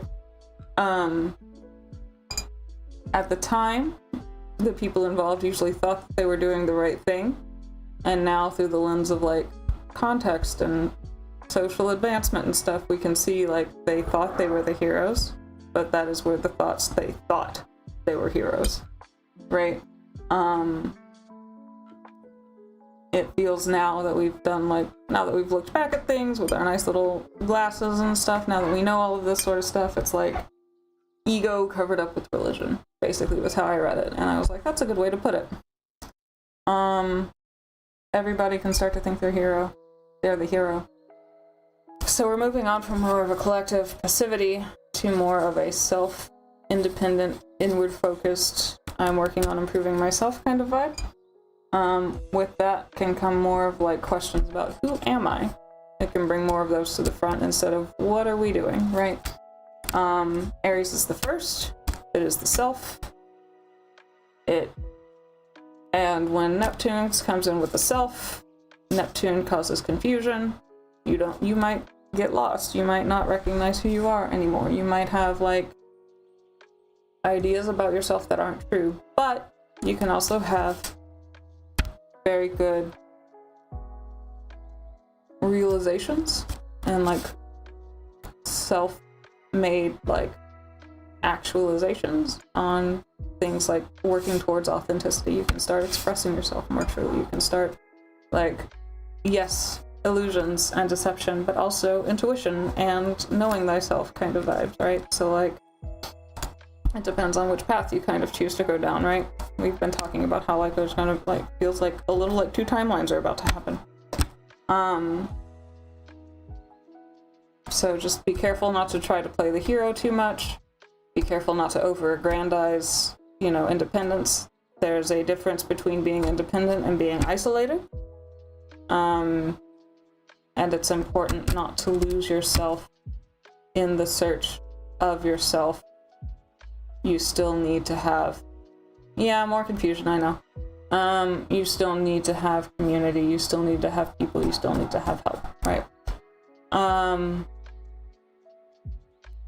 The confusion should be more about identity versus like spirituality and that kind of stuff. Does that make sense? Stuff? So more notes. We have our baby Neptune will be here until 2039. And then we'll be going into Taurus. Now, Neptune doesn't really like Aries, but they will be... It's fine. It's fine. I'm not that worried about it. Saturn doesn't like Aries either, but Saturn would love to be anywhere besides wet Pisces, so I'm not that worried about there being much, like, conflict in that sense, right? I'm just worried about how that incompatibility plays out, right? So, what is it? So until 2039, I haven't recognized myself since I had to retire.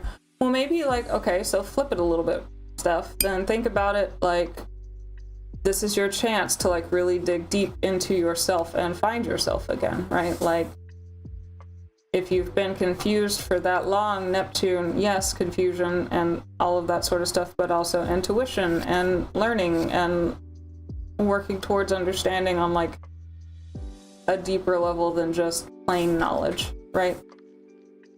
So, like, use it to your advantage. It's doable, right? So Neptune will be here until 2039. And there was one thing that I was looking at that had a bunch of questions that we could ask about, like questions to ask to see kind of what this looks like, questions to ask yourself as it progresses or as it's coming or things like that. So one of them was, what does continuous courage look like? What does maintaining bravery look like? What does, if you have a dream, what does, having the follow through to make it happen look like? We're having a shift from passivity with Pisces. We're going into a shift into action. So what does doing the thing look like? What does doing it scared look like, right?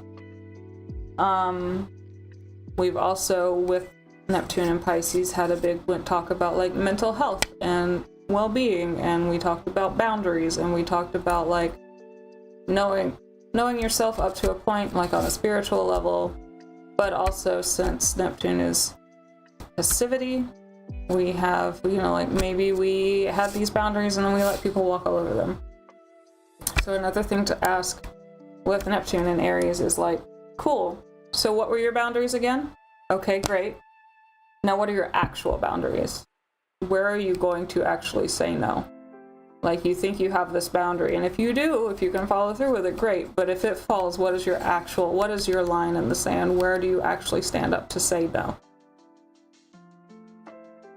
How do you make it not exhausting since it has to be done? That was more of a question for the collective, do it yourself then. Yes, but it's also a good time to remember, like, so one of the things that somebody I watch who doesn't do anything with astrology, she's just really good. One of the things that she says, or that she quotes basically, is someone from, like, the LGBT AIDS rights movements from back in the 80s. I can't remember the exact phrase, and I can't remember who said it. One of you guys can look it up if you want to, but someone important said that what they did to get by, since it was just a stressful, exhausting time, was they would go to a funeral in the morning, they would go protest in the afternoon, and at night they would go dance. You need to have an outlet. You need to build in your breaks. That's how you make it not exhausting. Like, you will be tired, but you need to, like, give yourself the grace to tap out for a little bit and go do something fun, to give yourself the strength to keep going, to remember why you need to keep going. So you go to your proverbial funeral in the morning, and you go to your proverbial protest or literal protest in the afternoon, and then you go have fun. You need to go remember that this is worth it. You need to give yourself a break, right? That's how you make it maybe not exhausting, but not debilitatingly so. Like, you will be tired. There's no ands, ifs, or buts, but you have to remember to allow yourself to have fun, right? You have to allow yourself to decompress.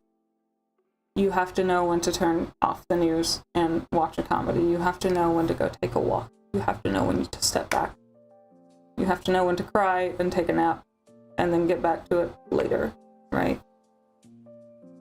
So that is continuous courage. We are having a big shift from passivity into action.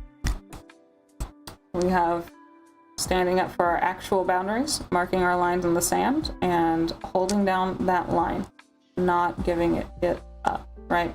Not succumbing to pressure to stand down.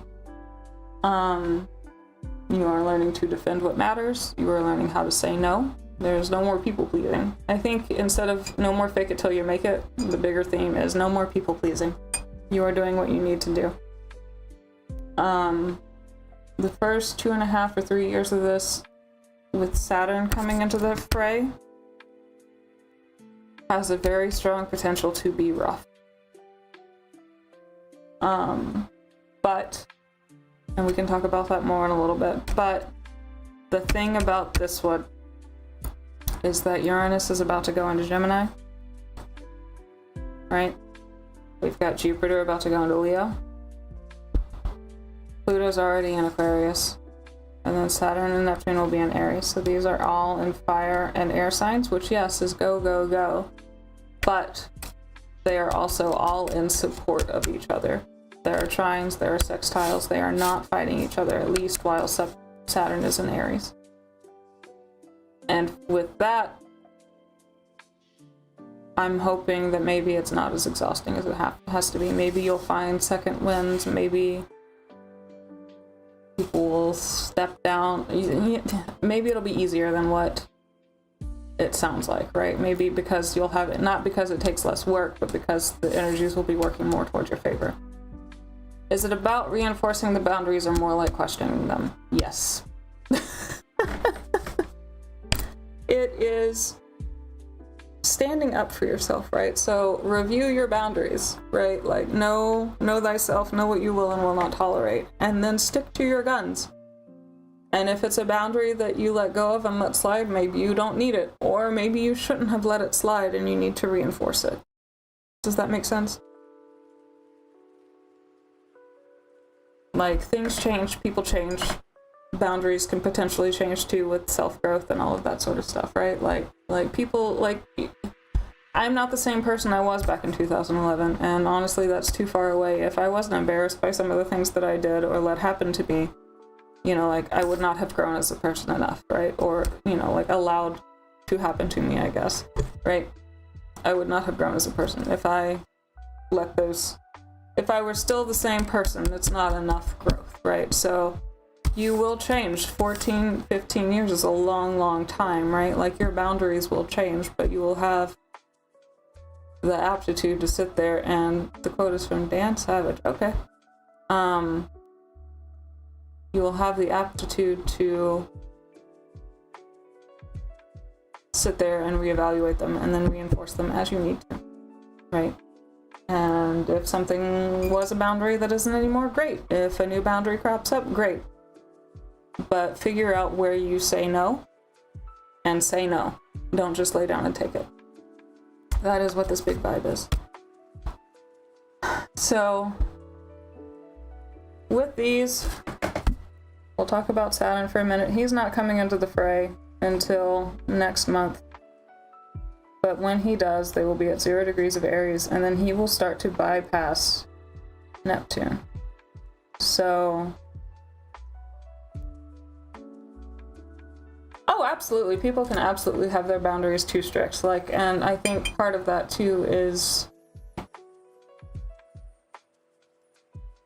if we're looking at it astrologically, some of that could be from Neptune and Pisces, like with the illusion and the confusion and the fog. They think they need something that they don't actually need, right? or maybe they didn't have enough of a boundary, or, you know, like things like that. So there should be like, yes, and I would be amiss not to say that people may still continue to have their boundaries too strict, at least for these first 2 forays into the start of the zodiac. If Aries is independent and fierce and a go-getter, and Taurus is stubborn and digs their heels in and likes their luxuries and knows what they want, like, the boundaries might still be a bit tough. But also, I know that with Neptune and Pisces, there's a lot of people who are people pleasers who came into the mix, and they need to learn how to say no. So, reevaluate, keep a vigil, keep an eye out on them. Things change, people change, boundaries can change, but find your lines in the sand, adjust them as you need to. But when people try to cross that line, wherever it is at that time, remember to say no. Right. Now, we can see this as if Saturn has been playing catch up. Right now, we can look at it as dreams having illusions, false perceptions having a bit of control at the time, right? But now Saturn moves faster than Neptune, so he's about to intercept Neptune.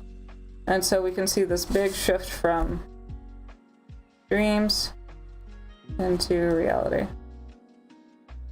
right? So we are done daydreaming, we are done pretending, we are done lying to ourselves, we are done keeping ourselves in a fog, our heads in the sand, what have you. Now it is time to do. It is time to apply everything that we have learned from Neptune being in charge, from dreams being in charge, from, you know, idealization and stuff like that, running the show. It is time to put them into practice. Again, with the boundaries, right? But for the time being, for another couple of weeks, Neptune's still in charge. So expect a lot of emotions to boil over, especially once he starts getting into Aries. Now, I feel like once Saturn overtakes him, self-discipline will start stepping back in. It can be rough, but also, like, hopefully it'll at least make more sense. Does that make sense? Like the reasoning behind why people are doing what they're doing. Once Saturn steps in front of Neptune again, instead of just getting blurred and getting conjunct with Neptune and getting confused, we'll start seeing hardcore goals, and those lines in the sand should start solidifying and stuff. But for now, we need to remember to actively work on them. Boy, yeah, so that is tomorrow. Tuesday, down here we have Mars is meeting Pluto at 3 degrees Aquarius, going fully conjunct. We can already feel it. This is the ambition, the drive, and the power, and the wrecking ball merging together, right? It goes exact on Tuesday. You'll probably be able to feel it for a few days after, so I'm just guessing like this whole week will just feel tense. Let me see if I can find it.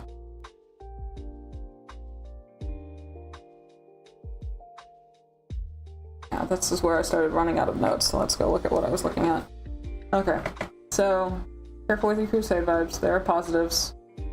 Okay, so the big silver lining with Neptune and Aries, especially once Saturn overtakes it and we can start getting some kind of semblance of like logical thought back into the game, right? Once we can start getting tangible, once we can start figuring out steps and action to take, Neptune can cause like a drive for new ways of existence, new ways to be, like idealizations and, you know, like lofty goals and aspirations and stuff, right? Like, it's not all bad. It's just, you know, like the positive side of daydreaming, right? Like, you can imagine new and better ways to exist. Especially once Saturn steps back in, we can have all of these ideas and then we can start actively working on applying them, right? Neptune actually gives us the imagination to picture the better world that we want to live in. And we got some of that in Neptune and Pisces, right? Like there was a fair amount of like, oh, we could do better, but there was no drive behind it, right? You were just gonna like go like, oh, I want to do this and it's gonna be good and da da da da da, and then nothing happens. And now Aries is here Mars is here to like force your hand and go, okay, then do it, right? Now, on this same day, tomorrow, we will have Venus and Mercury will be probably, I think, squaring off with the moon. And we'll have some tension between values and security. Let me look at my reference point that I was looking at.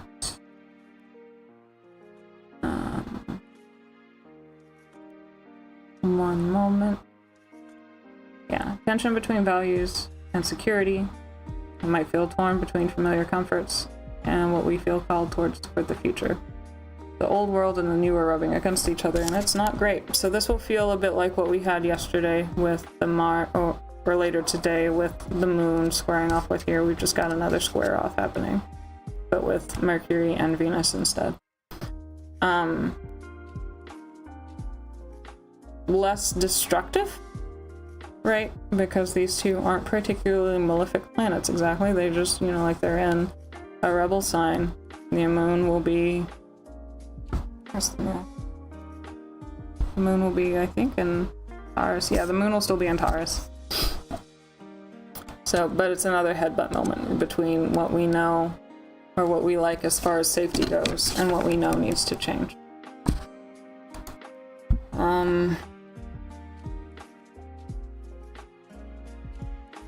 Yeah.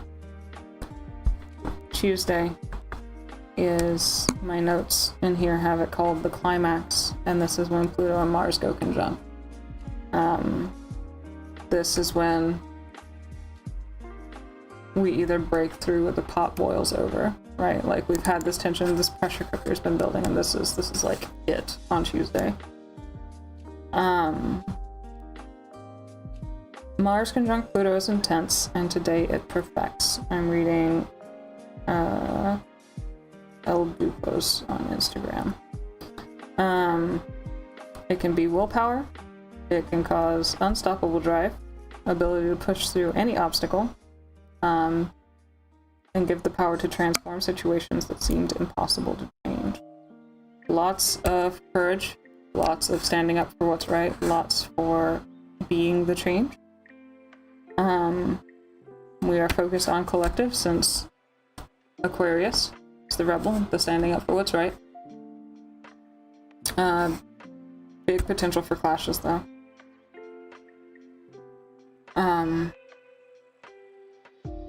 Big potential for crisis points. Freedom versus control. Says Mars-Pluto conjunctions have historically correlated with significant world events involving conflict, power, and transformation. It's an eruption, right? On a personal level, you can experience intense ambition and a drive to do things that you have been putting off, to do things that you haven't wanted to do, to things that you do it scared. Tuesday is, on a personal level, is do it scared. And you will be able to do it scared, right? Like, just go do it. You will surprise yourself. You will do better than you think you will. You will break through.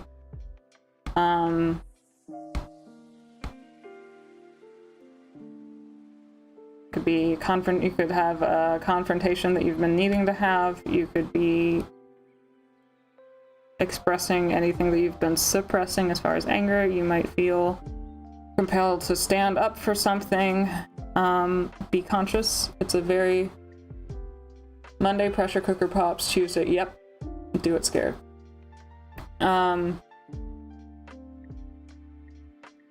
Do things that matter.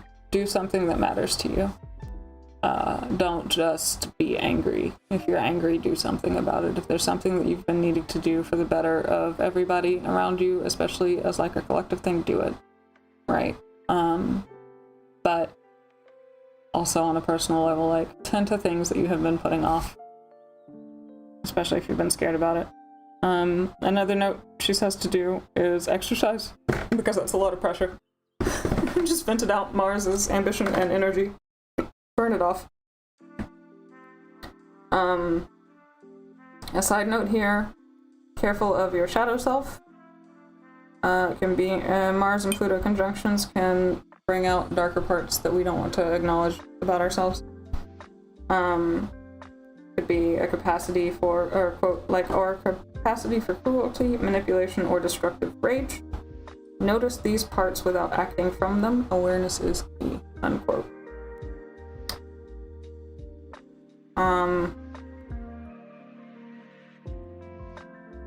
Yeah, avoid situations that could escalate. This is a very, do it scared, but don't do it reckless. This can be a pretty dangerous day. Now on the 28th, her notes say, is the processing day? What is that? Processing, 28th is the Wednesday? Yeah. 28th is Wednesday. Processing day. The conjunction is passed. You still might feel a little bit tense, but this is where, even if it exploded or if you handled it correctly, the steam is still escaping by this point. Like, the tension has eased and is easing. There's no really big things happening on Wednesday. This is just the day to breathe. A rest day. Then Thursday. On Thursday we have Mercury and Venus going conjunct. This is a sweet little aspect. It gives you some room to breathe. Balanced, creative. A breath of fresh air. A calm after the storm, I guess. Yeah, things are just appreciated. It could be a good day to repair anything strained by the intensity. Express appreciation for people in your life. Connect. Good day to articulate what you learned or realized during the week before. Mercury and Venus conjunctions help us find, quote, beautiful words for complicated truths, unquote. Be careful about superficiality. You can charm things. Yep. Lady Lapine's got it. I'm trying. You're fine. I'm just talking, right? I noted one more thing that my little notes there that I was referencing did not. We have Venus in conjunct with Jupiter. Now these two are the two benefics. In conjunct just means that they're not like playing super nicely together, like there's a little bit of a struggle. Jupiter is in retrograde still. Venus is the lesser benefic if they are in conjunct. I'm not expecting anything too bad to happen, but it could just be one of those days of like, if you've had a really bad week, you might be tempted to spend too much money, or you might be tempted to do something kind of stupid for the sake of feeling better, right? It might play into that. So yeah, after we get through Monday and Tuesday, it should ease up at least for a little while. It eases up for a little while. No, that's Saturday. Oh, that's Saturday. Don't do something stupid and don't pack. No, like, do enjoy yourself. Do buy yourself a nice little treat after the week that you've had, right? And this is Saturday. But don't go overboard. That is the problem with Jupiter, right? Is that he wants you to go overboard. He is the planet of expansion and abundance, and there is such thing as too much of a good thing. Take yourself out to coffee. Don't take yourself and 50 friends out to coffee, right? On your tab, right? Like, or buy yourself a new sketchbook. Don't buy yourself an entirely new art setup. Yes, a little treat, but don't hurt yourself. Right? Yeah. So, this is a bit of a breather. Now, I haven't gotten that far into the following weeks. Let me look at the transit calendar. But I do know. Can't catch a break. Next week, Sunday, is the start of eclipse season.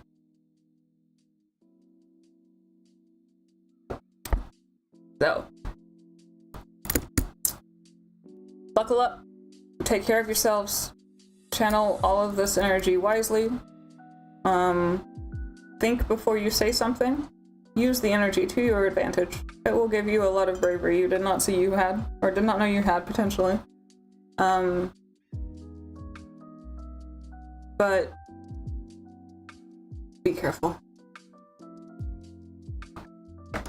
Right, do what's right. You know what's right, but be careful. And that's this week. Yeah.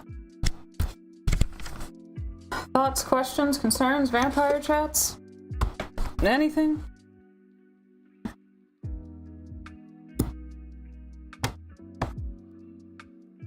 I got an hour to sit here and hang out and chat with you and ignore eclipse season for one more week.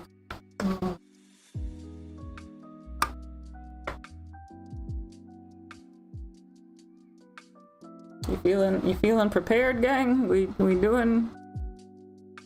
I'm not trying to tell you all of this to scare you. I just want you to be ready and know what to look for and how to keep an eye on yourself. And I know for me, again, like Miss May was joking about, like, not good for people who are full of anxiety, but it's good to see, at least for me, what's coming before it gets here, so that I can like go, oh,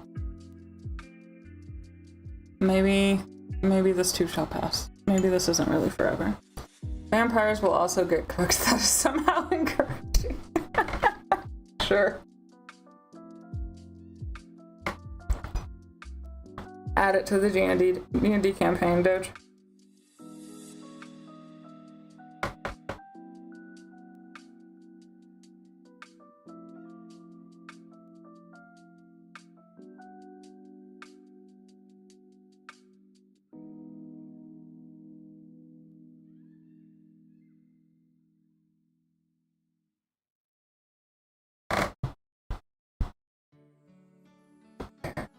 Well, you've been spending a lot of time getting prepared stuff, so I think you're okay.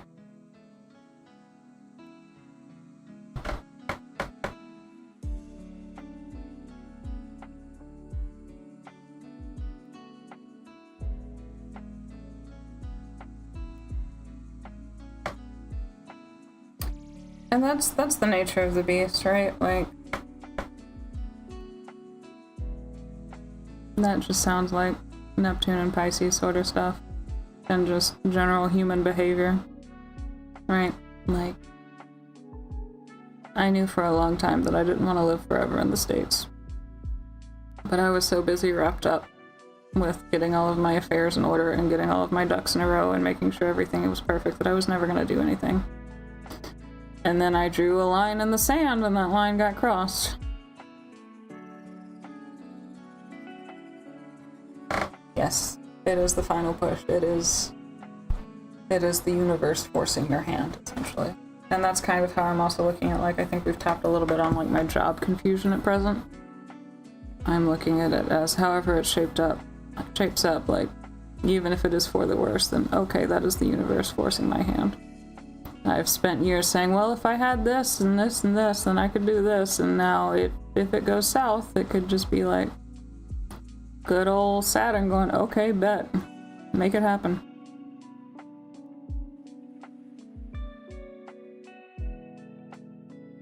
Sharing mortal pain with vampire. Yep. Makes me feel more than encouraged. Yep. No. Planets hit the vampires too, guys. You heard it here. The moon does things. No other astrologer gets this deep. Share with your friends. Don't do that, but like for Briar stuff and May stuff. This astrologer is out here preaching vampire facts. Absolutely new horizons. Groundbreaking work. Vampire.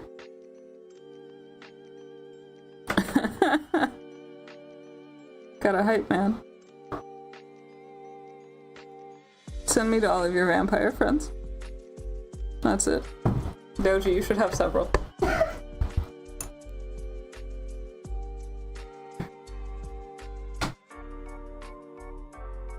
If you don't have several vampire friends, I'm extremely disappointed.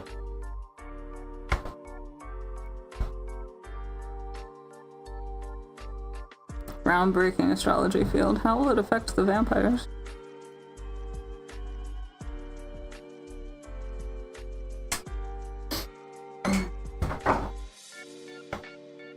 Yeah, on a personal level, it's a big push. It's the universe doing something to force a hand on something. This is the educational channel.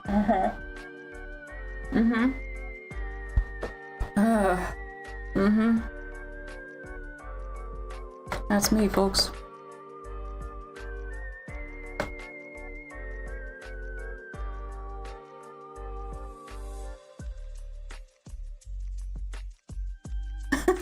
God, I was enjoying that darkness, man.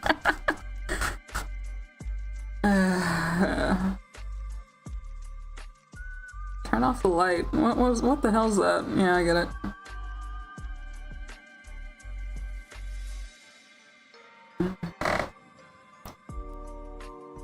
For me, it was... I need to plan. Everything has to be perfect before I leave and go anywhere. And I can't do anything until all of it's in alignment, and I need to have it perfect, and there's nothing that can go wrong. But I also really... I don't know, man. I guess if the election goes badly, that could be where I went. And then it was like... There was no question. Like, the results were in by that evening. Or that, like... I think it was like 3 in the morning in the US, and I couldn't sleep, I was awake, but it wasn't like days and days of counting or anything. It was like, alright, yep, here you go, get out. You got 3 months. Okay.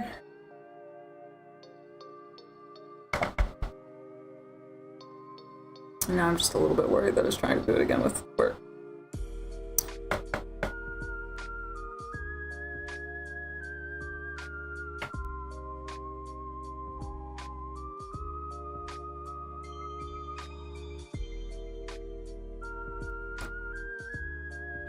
But I'm also like looking at what's going on, and obviously I did this when I moved the first time across the country before I even left, but like the first time I moved I would just have days where I was like, I should have stayed so that I could do more, and then I realized that that's not how I'm built to help, but I still feel guilty about it.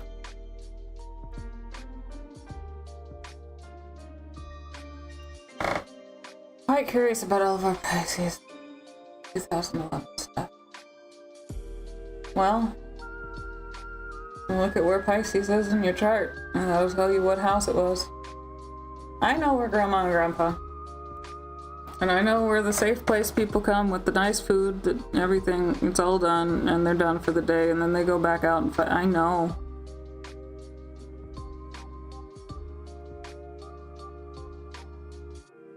I know that that's what we are, and I don't feel bad about it most of the time, but every now and again it'll rear up its head and I'm like, I should be doing more. And I shouldn't be, I know what I do, but...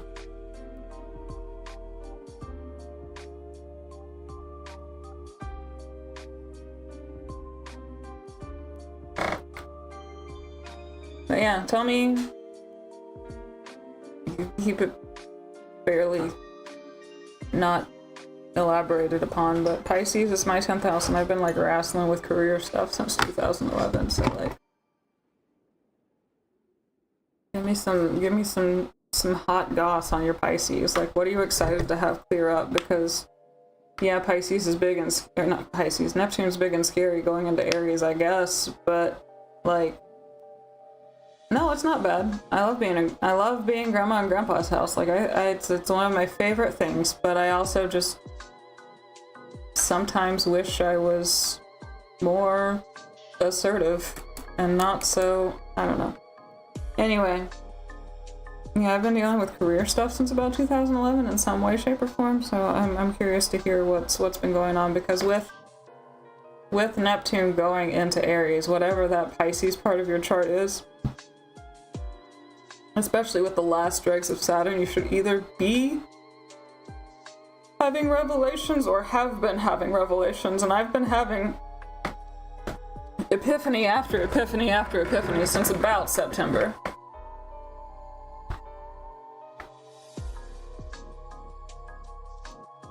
Yeah, that sounds about right.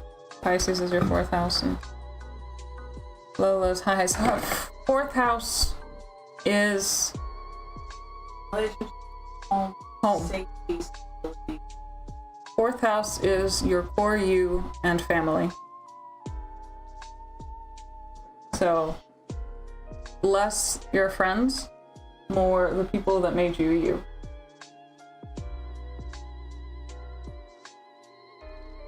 But like those. It can, if they have been chosen family for that long.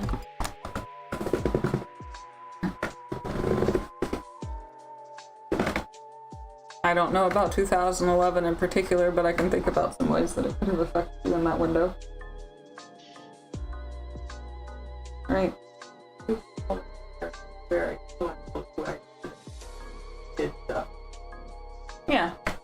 But there's also been, like, it's been a process, and then you can also think about what's happened since 2023. Right? The fish in fifth, your creativity and your self-expression and the things that you have made. This can include children.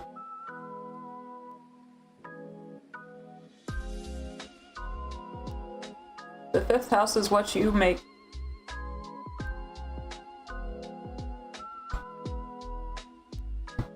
Good morning, Jenna. We're just spending our last little bit of, I've gone through all of the stars, and for the week, it's a mess. You want to look up Pisces moving into Aries tomorrow. That's very important. But we are just kind of talking about which part of your chart Pisces is in and how things have changed since 2011.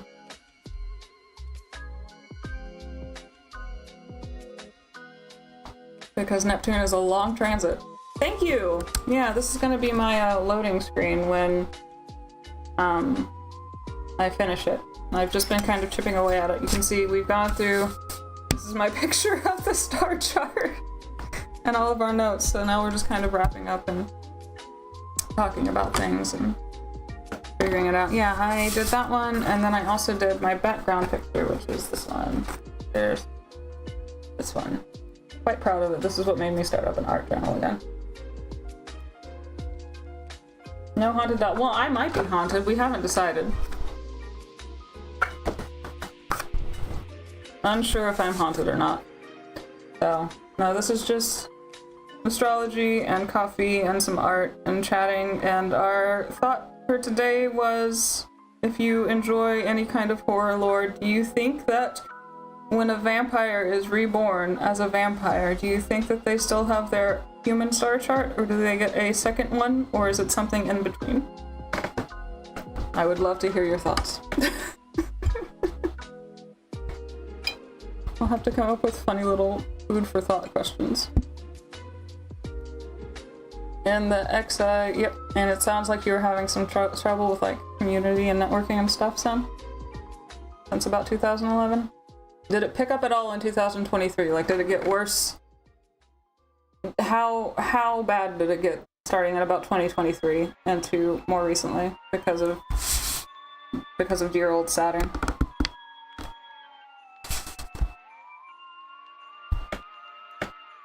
So this week is a bit of a pressure cooker, Jenna, so just be careful, take care of yourself. Do it scared if there's something that you need to do, but also just be careful, pick your words wisely. Choose your battles, and if you have excess energy left over, go for a run or punch a pillow or vent it out. So it's not good to keep it stored in this week.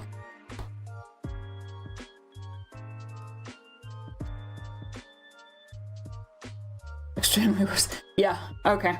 Yeah, that's...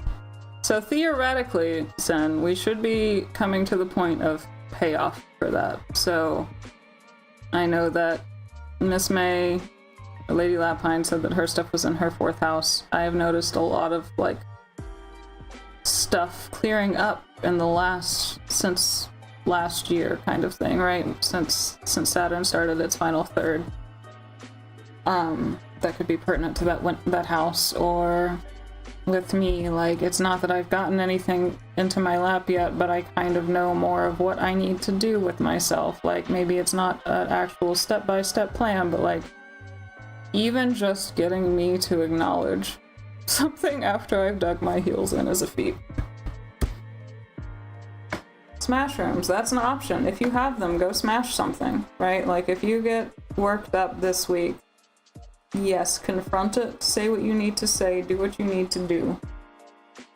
But also be careful not to explode when you do it. And that's the first half of this week. And then the second half is like the calm after the storm. It is the Great Winter Storm 2026 or whatever. We will rebuild. Like, this is the rebuild part. That is at the end of this week, starting on Thursday. Because up here, we've got Venus and Mercury, and they're going to go conjunct. So, just a little bit of a breather after a pressure cooker of a week.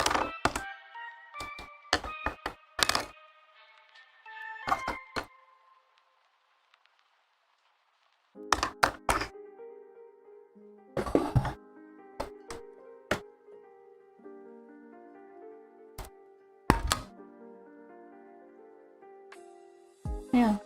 No. Steph, where did you say Pisces was? That my creation is getting better. Oh, that was me. 5th house. Your creation is getting better. You might, yeah. You might have some... You might feel more like, creating. You might not be so lost in the fog of the creation. You might not, you know, be, yeah, 5th house. So it's the things you make. You might have more ideas about what you want to do. You might have more of a path laid out. And then...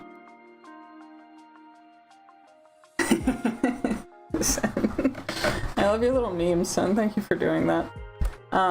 Yeah.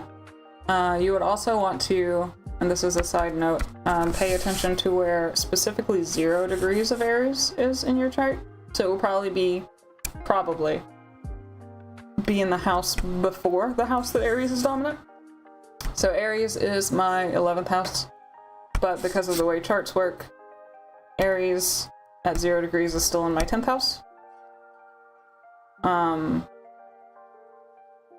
Aries at 0 degrees is still in your 10th house, my 10th house, so it's still going to possibly be like a huge upheaval in something about my career. I have ideas, I have thoughts, but something big, something life-changing could potentially happen in that part of the chart.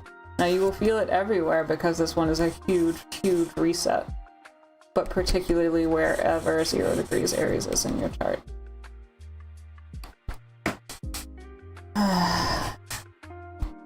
Well, your kid's doing more, so hopefully.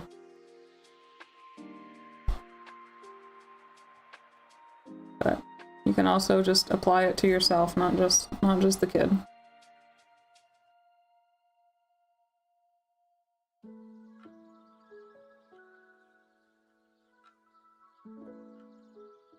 Anybody else want to talk about their Pisces houses? Oh, the cat wants to come talk about his Pisces house.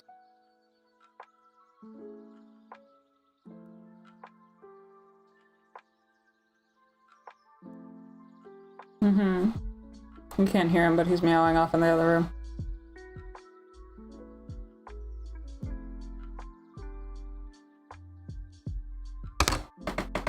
He is, I believe, the last degrees of Aries. If I remember right. Is the cat of Pisces? No, he's an Aries. Where would his fish house be if he is an Aries? His fish house would be... I don't know, because I don't know what time he was born. I can't tell you what it is, because I do not know what time of day he was born, and that changes by the day, like hour. I don't know where his fish house is.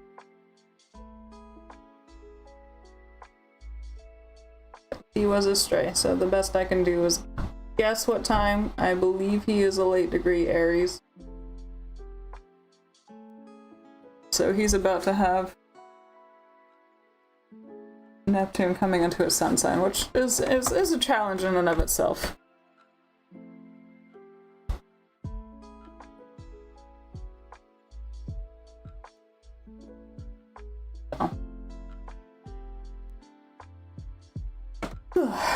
That's...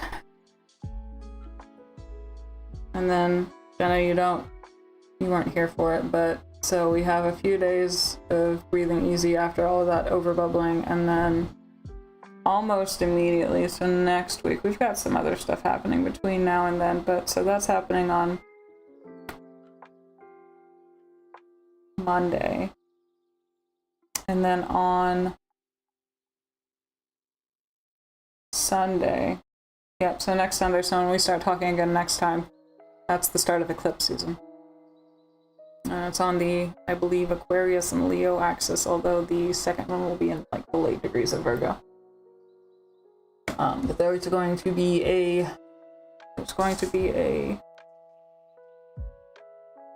new moon eclipse on the 17th of February, and that's in Aquarius, and then there's going to be a full moon eclipse in Virgo.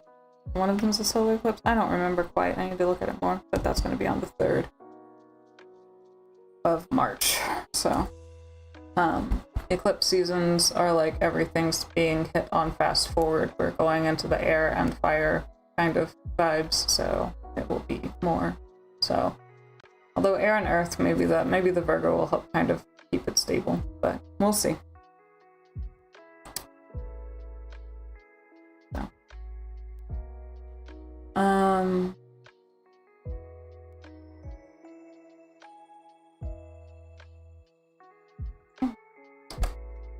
Anybody else? We can talk about stuff. How's the week been? What's going on this week? That isn't terrifying. And nothing's really, it is spooky, but like, do it scared, right? So like, anything come to mind that you know you need to work on when I say do things that you've been putting off and avoiding?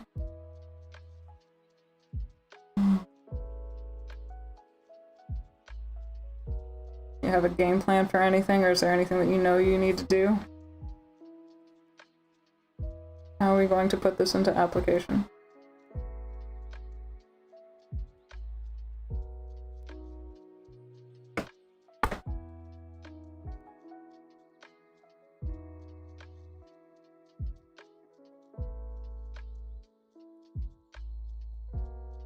Let's talk about it. Let's feel it. Laundry. I mean, aggressive laundry sounds like a great outlet.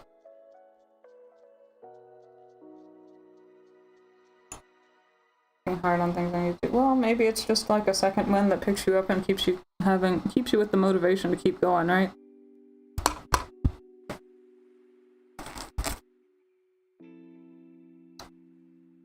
Unless the stars want you to be applying to real jobs. We're fine. I'm not that worried about that part. Unless something happens to fall in your lap that happens to be perfect, I wouldn't worry about that too much. I feel like mostly, at least in how it applies to me, is that the worst case scenario, as I've said for years and years, oh, I could do this if I had this much saved up, and now Saturn's just going like, alright, bet.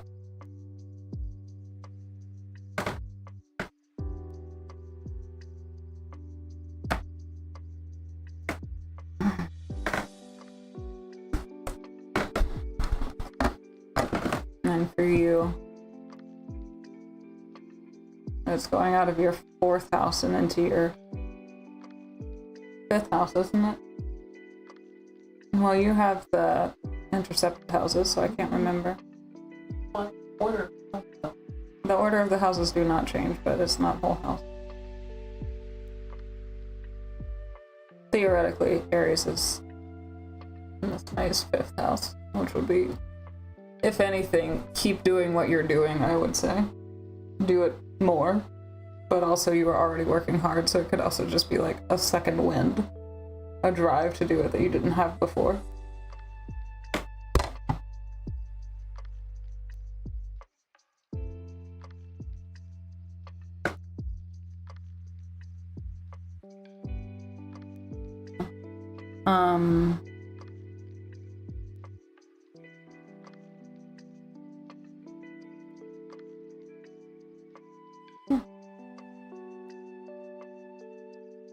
I'm getting on, honestly. Yeah, I've noticed you've had that tick, and we can already feel that kind of stuff with things being in that late stage. You can start to feel the winds changing, right? It's like you don't go from doldrum to suddenly you're going like 15 knots immediately after 0 degrees. Like there's a bit of a buildup, right? So you can already be feeling some of these effects as it is. The themes of Aries, go get 'em, independence, self-reliance. So like just the drive to go do what things that you were already planning on doing. Either in that house or just kind of in general with life goals and stuff.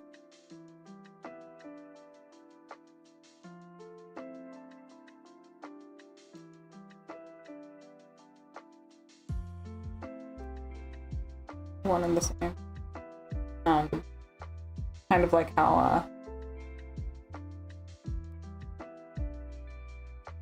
you have like shadow periods and stuff. You still have to revisit those themes. You still feel those visits, kind of like themes kind of creeping in. The theme is, oh Lord, it coming. Brown, that will work. Okay. There, that's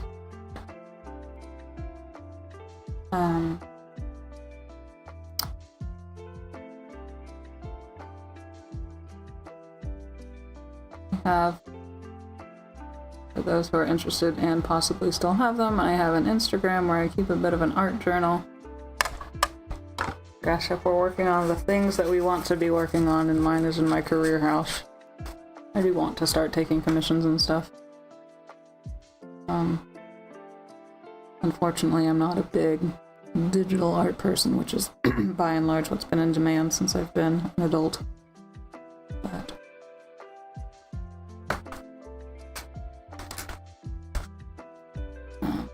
I want to do more writing.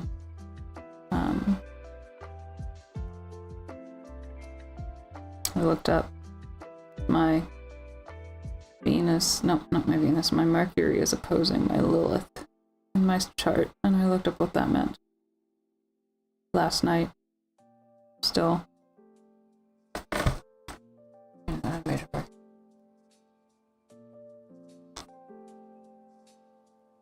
Yeah, I mean, a lot of the stuff that when Lapine pulls something for the 12-month readings, she keeps getting things that are very notably shifting between February and March. Yes, in all the ones in all of the ones that you've done. So the big themes this month, what do you want to write? I have like 3 or 4 book ideas.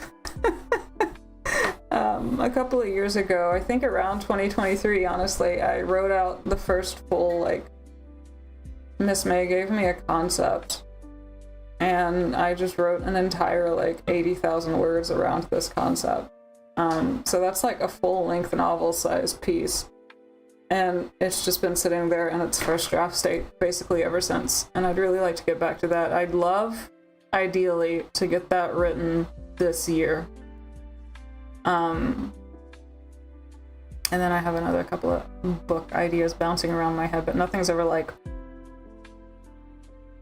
They are way more solid than I think, but I was not raised male, so I'm not used to just talking out of my ass.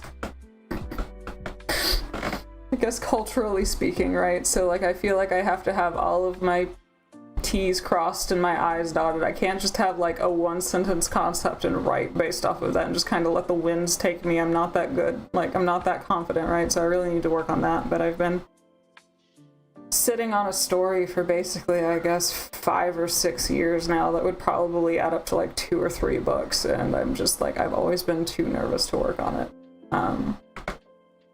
I'd like to put something to that. So I guess in the next 14 years, maybe I'll see the drive, or if it hits my 0 degrees Aries, I suddenly like just, I don't know, all 9 muses come into my dreams and proceed to beat me with a stick, basically, or something that night. I don't know, man, but either way, it's welcome, I guess.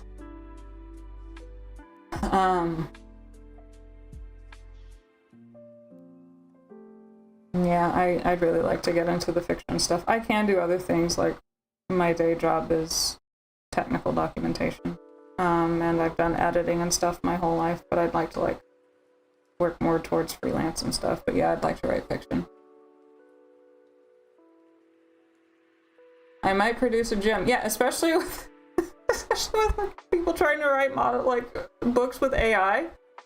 The problem is, it's like, yes, you can have a gem, but if it's still surrounded by a bunch of rocks, it's hard to spot.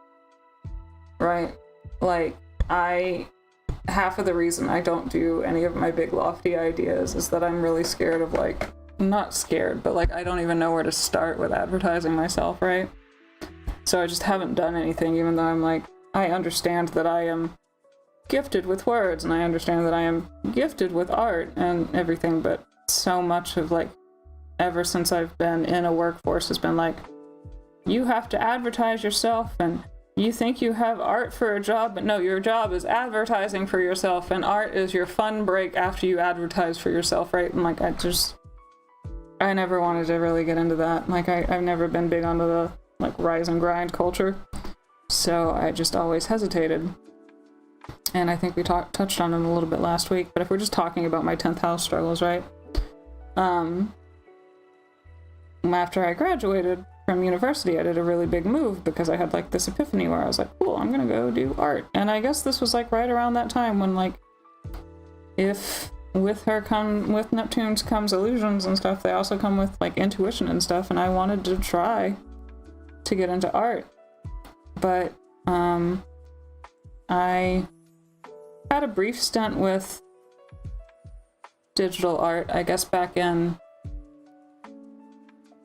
I don't know, I was a preteen, right? Like, this was back when Wacom tablets were like the latest and greatest, and they were, an Intuos was like $500 in 2004 money kind of thing. Intuos, was that the name of it? I don't remember. You know, like, I wanted one of those, and we got me a cheaper model or something like that, and I had a lot of fun with it, but then oh, geez. Okay, so this is a running theme in my life. When I notice that something is dying that I do, I get mad and I double down. So when I noticed that I was struggling with doing was struggling with doing traditional art, I stopped doing digital art, like, entirely. When I realized, like, I was about 14, I think, and I, like, hit something, or I did something that I didn't want to do on the paper, and I hit Control Z, like, in my head on the paper to try to undo it, and nothing happened. I went, oh, this sucks. I forgot how to do things manually. So I doubled down, and I started only doing manual stuff. So now Miss May does a bunch of digital stuff, and she'll ask me for my opinions, and I have opinions, but then I watch her, like, do, like, readjust things on the angle, or like if the eye needs moved over, she doesn't have to erase it, she just scoots it over. So it's just insane to me. So I dropped doing digital art. Huh? Mixed media collage? Pick up mixed media and collage then if you're jealous of me scooting an eye. I'm not jealous. It's just baffling to me now. But anyway, so I doubled down on, like, physical, tangible, like, on paper art. And in that time, I forgot how to do digital art completely, basically. So I graduated from university, and I had this brief, like, light bulb. I guess maybe this was right around the same time that I was like, I don't want to be an interpreter. Had a light bulb going, no, I need to get into art, maybe, or at least try. So I moved across the country to try to get into art, but by then, like, the big shift to digital had already happened. And I basically kind of got left in the dust, and so I would apply to jobs, and I didn't do digital, and they'd be like, you need to have experience with Photoshop, and I'm like, I don't have experience with Photoshop. I can tell you about, I can't remember what the program I used was, but, like, I had this one little program that was like a basic watered down just art program. It wasn't GIMP, it was before GIMP. There's no before GIMP for us, but yeah. No, there was. Or it was like parallel to GIMP, maybe. But, yeah, that's why I stopped doing digital, and then it bit me, and I never got into art. And I tried to do commissions and stuff, and I had a couple, but it never took off. And so then the illusion part of Pisces stepped in, and I was like, okay, well, I'm not good enough, and I need to find a way to pay the bills, so I need to find something else. And that's where we've been. And that's where I've been. And it's been a time, and then Saturn stepped in 2023, and it feels like he was like, are you sure about that? And I've been trying to say, yes, I'm sure, and things keep changing, and he keeps saying, are you sure about that? And now, I guess at about, yeah, what was it, August? Before that a little bit? Maybe? I started being like, no, maybe I'm not sure about that, actually. And then in, November, I started that art journal on Instagram. Paint Tool Psy, although was it Psy? It wasn't Psy. There was like an even more dumbed down version. Like I had Psy, but I didn't. It was something else. And I had like a bootleg version of it. The loading screen was like half a face. If that helps anybody. I can look it up later. It's really not that big a deal. This is just story. Yeah. So that's why I stopped doing digital, was because I realized that I was forgetting how to do traditional, and I freaked out, and then everybody started doing traditional or digital. And I am a stubborn thing, and I wanted to stay doing traditional stuff. I can double down on digital too now. I don't like how the little pen things, what are they called? Stylus. I don't like how styluses feel on screens. They make stuff for that, apparently. I had no idea. I know that they had a thing, and I thought about trying it, but we'll see with my consistent job thing in Jeopardy. I know they had a thing that was like a tablet that you could stick under a sheet of paper and basically draw your picture, and it would transfer the picture onto the screen. But that's about as far as I've been thinking about being willing to go. But I don't know, this is much more peaceful for me. And I'm tired of, like, I already stare at screens for like 8+ hours a day. I don't really want it to get into that. I don't know. So what I really want to do, lofty goals, is like bring back traditional art as like a more common thing. I feel like it could actually kind of stand something of a chance for all of the AI mess, but I don't know. Maybe this is just me speaking out of Neptune with my pie in the sky crazy ideas.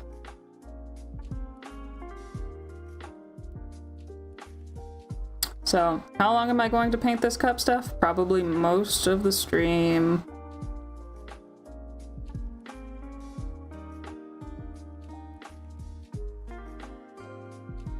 If you're still wondering. It's been this espresso machine and this coffee cup this whole time. Yeah. There's something about the friction between pencil and paper that I miss too much when I do anything even remotely digital.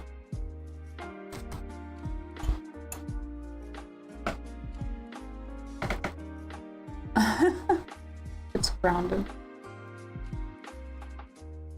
I didn't work with my mouse. I used to do things with my mouse, and then people looked at me like I was crazy. Why on earth would you do that? That takes so much work. End quote. Basically. I don't know, because it's what I can afford.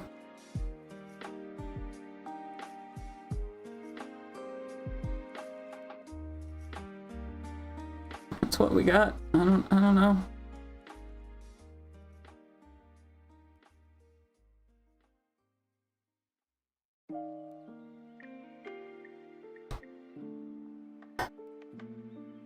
But I also went that way with cursive writing too. So people will try to find a new niche. I mean, I hope so. I hope you're right, Sen. That would be incredible. I would love that.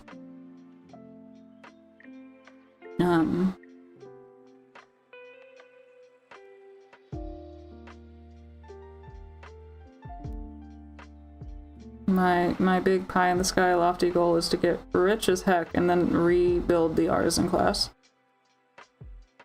Buy a tiny abandoned village in Italy and rebuild it and basically give room and board to people that I like their art, like their like actual tangible art too. And then when all the other rich people are like, wow, where'd you get it? And you know, with their Monets that actually need to be in museums and stuff, be like, oh, I hired an artist to do it the way that you're supposed to. I saw that there was potential for classics in the modern day by giving people a chance instead of making them wear themselves ragged and not be able to do anything. That's my big pie in the sky silly goal, but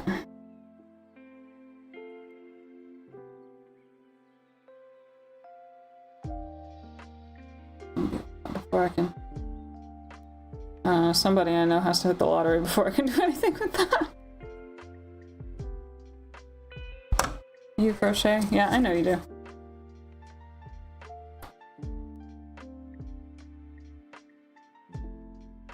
I just get so mad because, like, when we lived in the Northwest, there was somebody that I knew, like, tertiarily who, like, worked at Bill Gates's house to, like, help him keep up with things or something like that.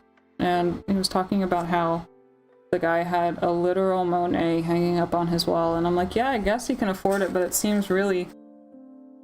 Monet is one of my favorites, and it just seems really selfish to withhold that from the general public at this point because he's such like an established classic. I mean, I'm scoping for you. Okay, yeah. See? It's a great idea. I love my idea. And it'd be my little town, and it'd be so full of art and so full of joy, and people could have markets if they wanted to, like, if they had to, like, if they wanted to sell their pieces more than what I just commissioned, right? That's what I was saying. That's why I picked the dead villages in Italy. I was like, that sounds great. Let's go live on the Mediterranean and restore things. But anyway, yeah, Bill Gates apparently has like a Monet hanging on his wall that he just keeps for himself, and that just seems like Monet. Is it Monet or is it Musha? Anyway, it's one of those people, and it's like, that needs to be in a museum. What you need to be doing is finding the people who can make art of that caliber that you appreciate and hiring them in the year of our Lord 2000 whatever the heck, right? Like, the classics are classics and they are beautiful, but there are people with the potential now to make classics. The problem to me seems to be that they are not permitted the time and the space and the energy with which to do so. And so that's my little, I hit the lottery pipe dream, basically.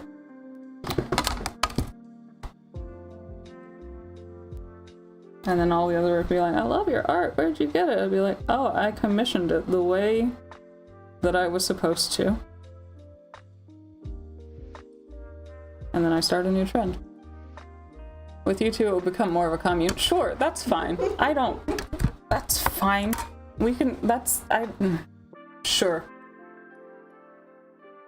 But by gosh, it'd be an artsy commune.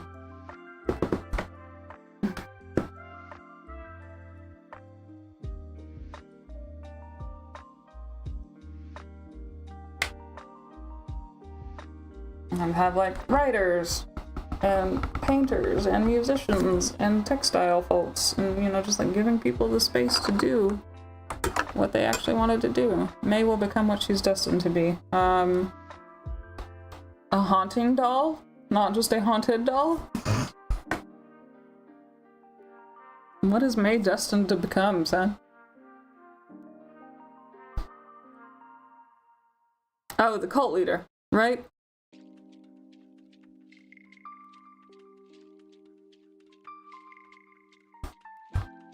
Yeah, just people that I like, and then people will see what's coming out of my little town and all of my stuff because I'm rich and can patron people, and they'll be like, oh, how'd you do that? I'd be like, I patron people the way that they used to.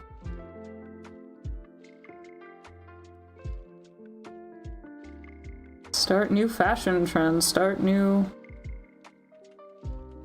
Sure, that's fine. Things are stuck now because fast fashion has taken over and nobody's out there having the time or the energy to get too terribly inventive, and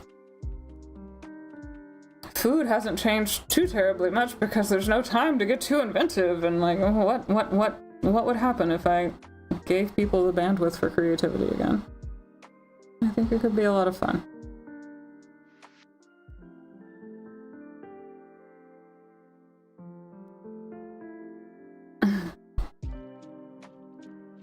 And like I said, they'd have room and board and meals, and if they wanted anything fancier, they could sell their stuff at a market or be saving up or something. I could sponsor them for, I don't know, 5 years.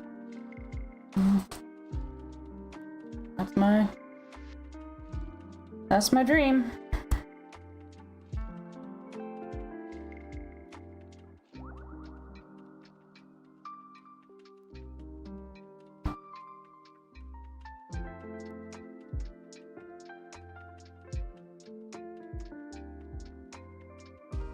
Had accessories stacked on wizard hats. Yep. Out of on specifically velvet children's wizard hats.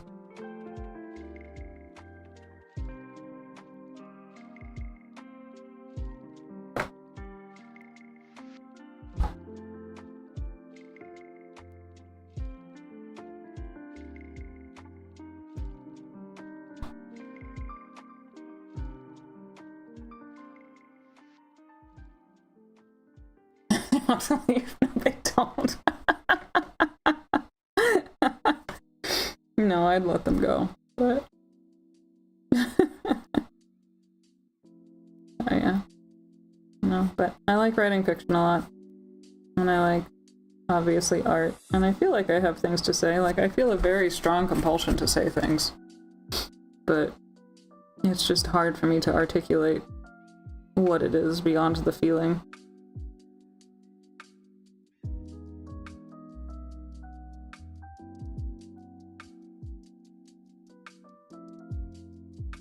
My chart certainly says I should be extremely good at words. But I feel like I've let my self-consciousness kind of take over. And I'm a little bit annoyed by myself about it.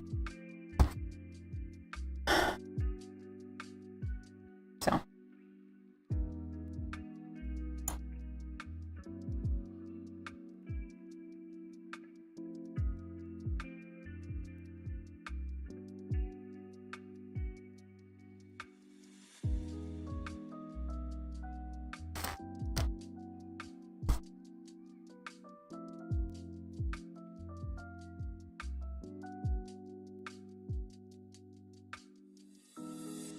The power of May compels them to stay. Well, I mean, it depends on how good that art is, though.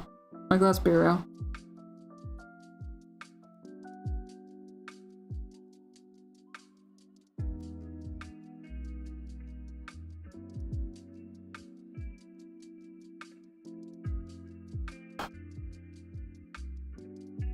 Maybe I just ask them to send me Christmas cards every now and again. With their pretty art on it. I don't know.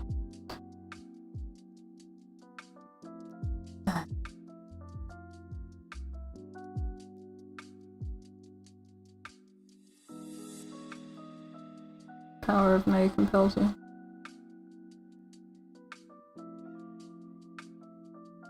It's better than some alternative.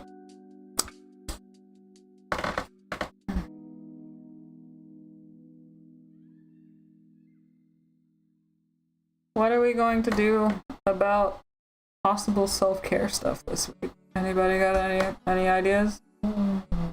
Your chart placement says you're challenged with words. Does it?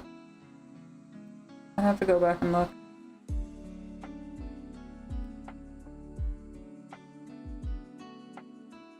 I just... Yeah, mine is very heavy on communication. It's a little lacking. I have all of these lofty dreams, and they're like, you need to take care of other people. And I'm like, I don't want to. What are you doing? I'll put the pen down. No. Merkin Pisces. I would say that that would be more evocative of, like, you're good at, like, writing with emotion, right?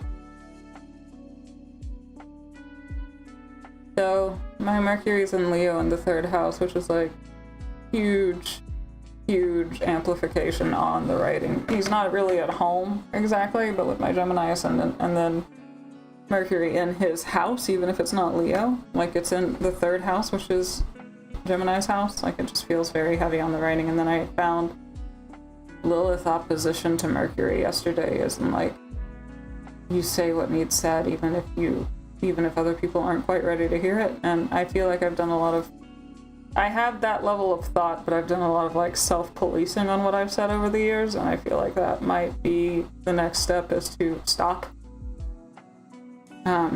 doing that after that Chiron pull that Miss May gave me the other week. But I don't know. Mercury and Pisces, maybe he's a bit in detriment there, but I could see it being really good for like, it might take you a few drafts, but I could see you like writing being quite evocative. What are the aspects?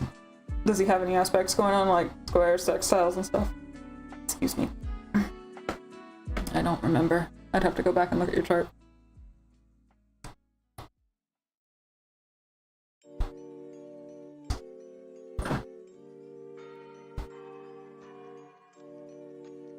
Because, like, maybe that's not it, but, like, what's playing with it? I liked that. I think your Venus and Mercury are conjunct, right? So that's really good with, like, possibilities for eloquence as you see fit. Need to go back as well, yeah. But yeah, I remember that sticking out to me, was that really tight conjunction you have with Mercury and, Mercury and Venus. And that seems to be a pretty harmonious thing, even if it is in poor little Pisces. Ish. Did you have a stellium?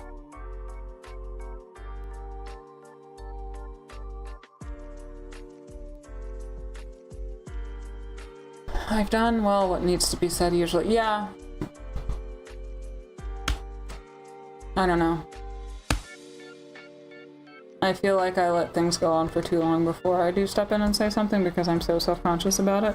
But, like, once I hit that limit, yes, I do say what needs to be said. But there are sometimes I'm just a little bit too... I don't know. The alignment feels far more headstrong than I actually am, and I would like to be that kind of confident. If you haven't, I'm in trouble. No, if it needs said after a certain point, I do have a threshold, right? Like, eventually it will be said. I will say it. But I do let things go on for too long sometimes. And not with you, but like just kind of across the board.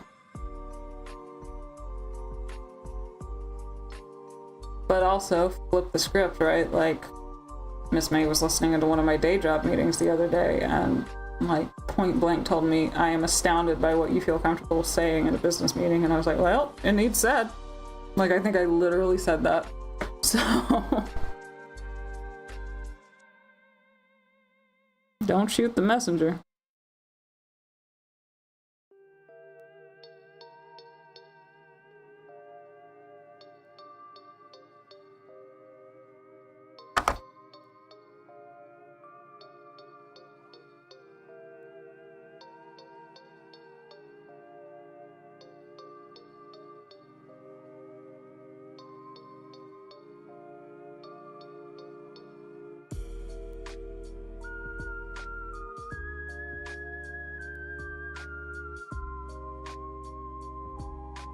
Sometimes that's a good thing, yeah.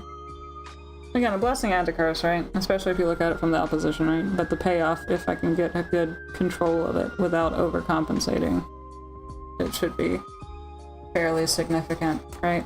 Just given the nature of oppositions. Like, if you can overcome the thing, the benefits are huge. You know what you want to say, you know how to say it. You either say too much or not enough. And if you learn to find the balance, you win, basically. Game over. And I would like that. That sounds nice.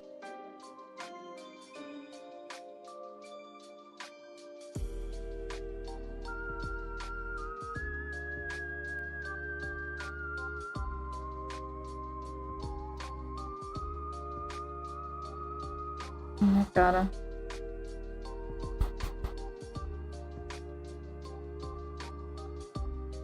of trying to censor myself because I have several memories of... Yeah, find the balance, right? Yeah, but I have a string of several memories of opening my mouth. Granted, I was way too young and I didn't know any better, but I opened my mouth in places that I shouldn't have, and like to this day, I think about them and cringe. And like, yes, I know that our like mantra here in this little channel is cringe is dead, but like, ooh-wee.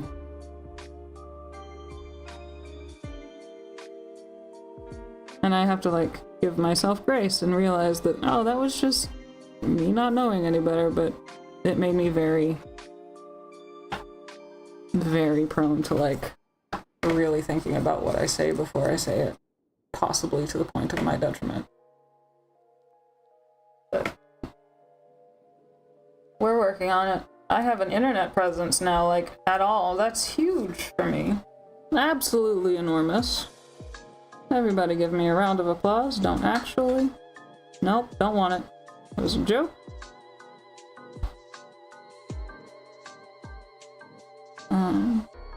But I'm saying things that need said, and here I go, I guess. Got some planets getting colored in. That's 12, I'm well over 12. Yeah, there's one in particular. That I think I was like 9. And I'm like, I'd like to go back and apologize very badly.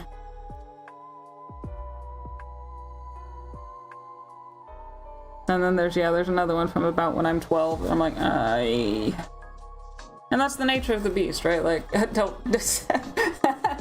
And that's the nature of the beast, right? Like, there are things that you wish you could go back and say. You wish you could fix it, and you just have to learn and grow and be fine and find the peace and improve, but it's still just like,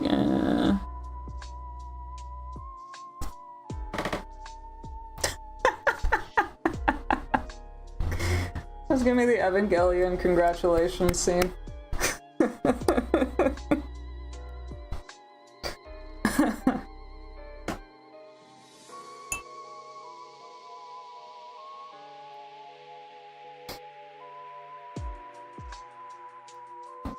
There's a fine line between these things, and it's often hard to find if your brain's not fully developed. And my brain was not fully developed, so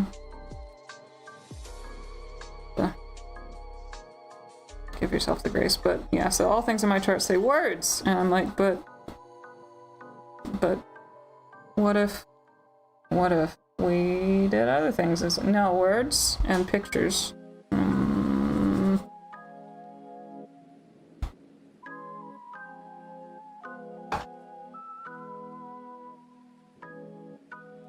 Yeah, definitely. And I think you should absolutely reflect on them, but ooh, I get jealous sometimes of the people who don't.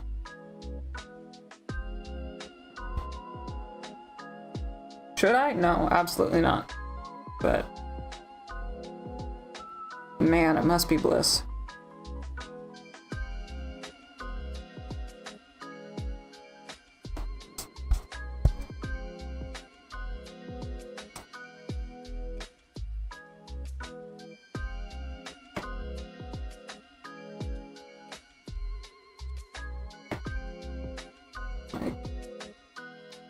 See things and just be like, what is it like to not have that level of self-awareness?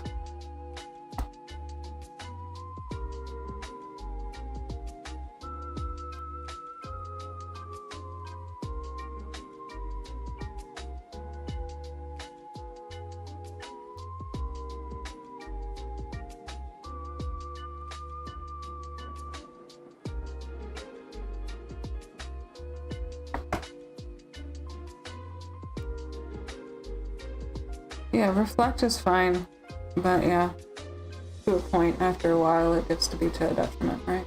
I don't know.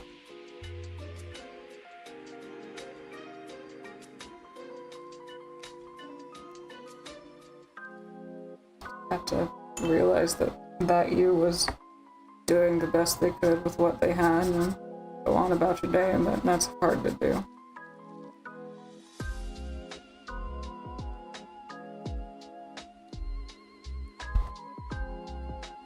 Yeah, that's what I'm saying. It was the best you could do at the time. With the information you were given, your brain wasn't even fully developed, so it's time to, like, say thank you and let it go.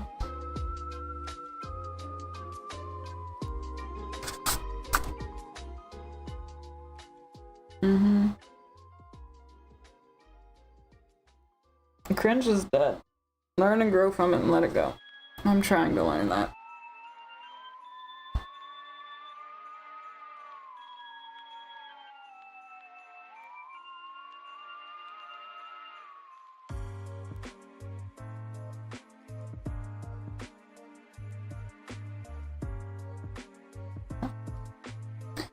Alrighty, my dears, we are at the 3-hour mark. How are we feeling about this week? Do you feel prepared? Is there anything that we need to talk about before I close it for the day? It's a big week. Pressure cooker. So, be prepared. Watch what you say, but do what needs to be done. It's the big motifs for the week. Take care of yourselves. Towards the second half of the week, breathe.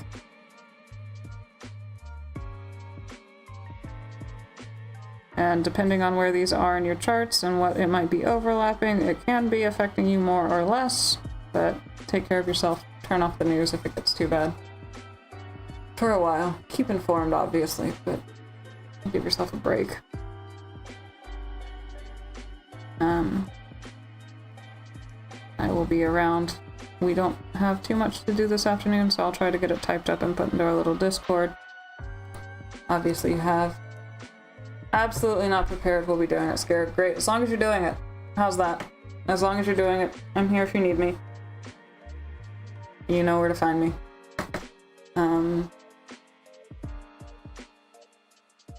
We got the floor done. I finally finished that coffee cup. I started coloring in the hat. Well, the floor is not done, but it just started. We got the coffee done. A lot of work on the one little coffee cup, but we got it done. Hang on, I'm gonna get my flashlight so you can see it better. A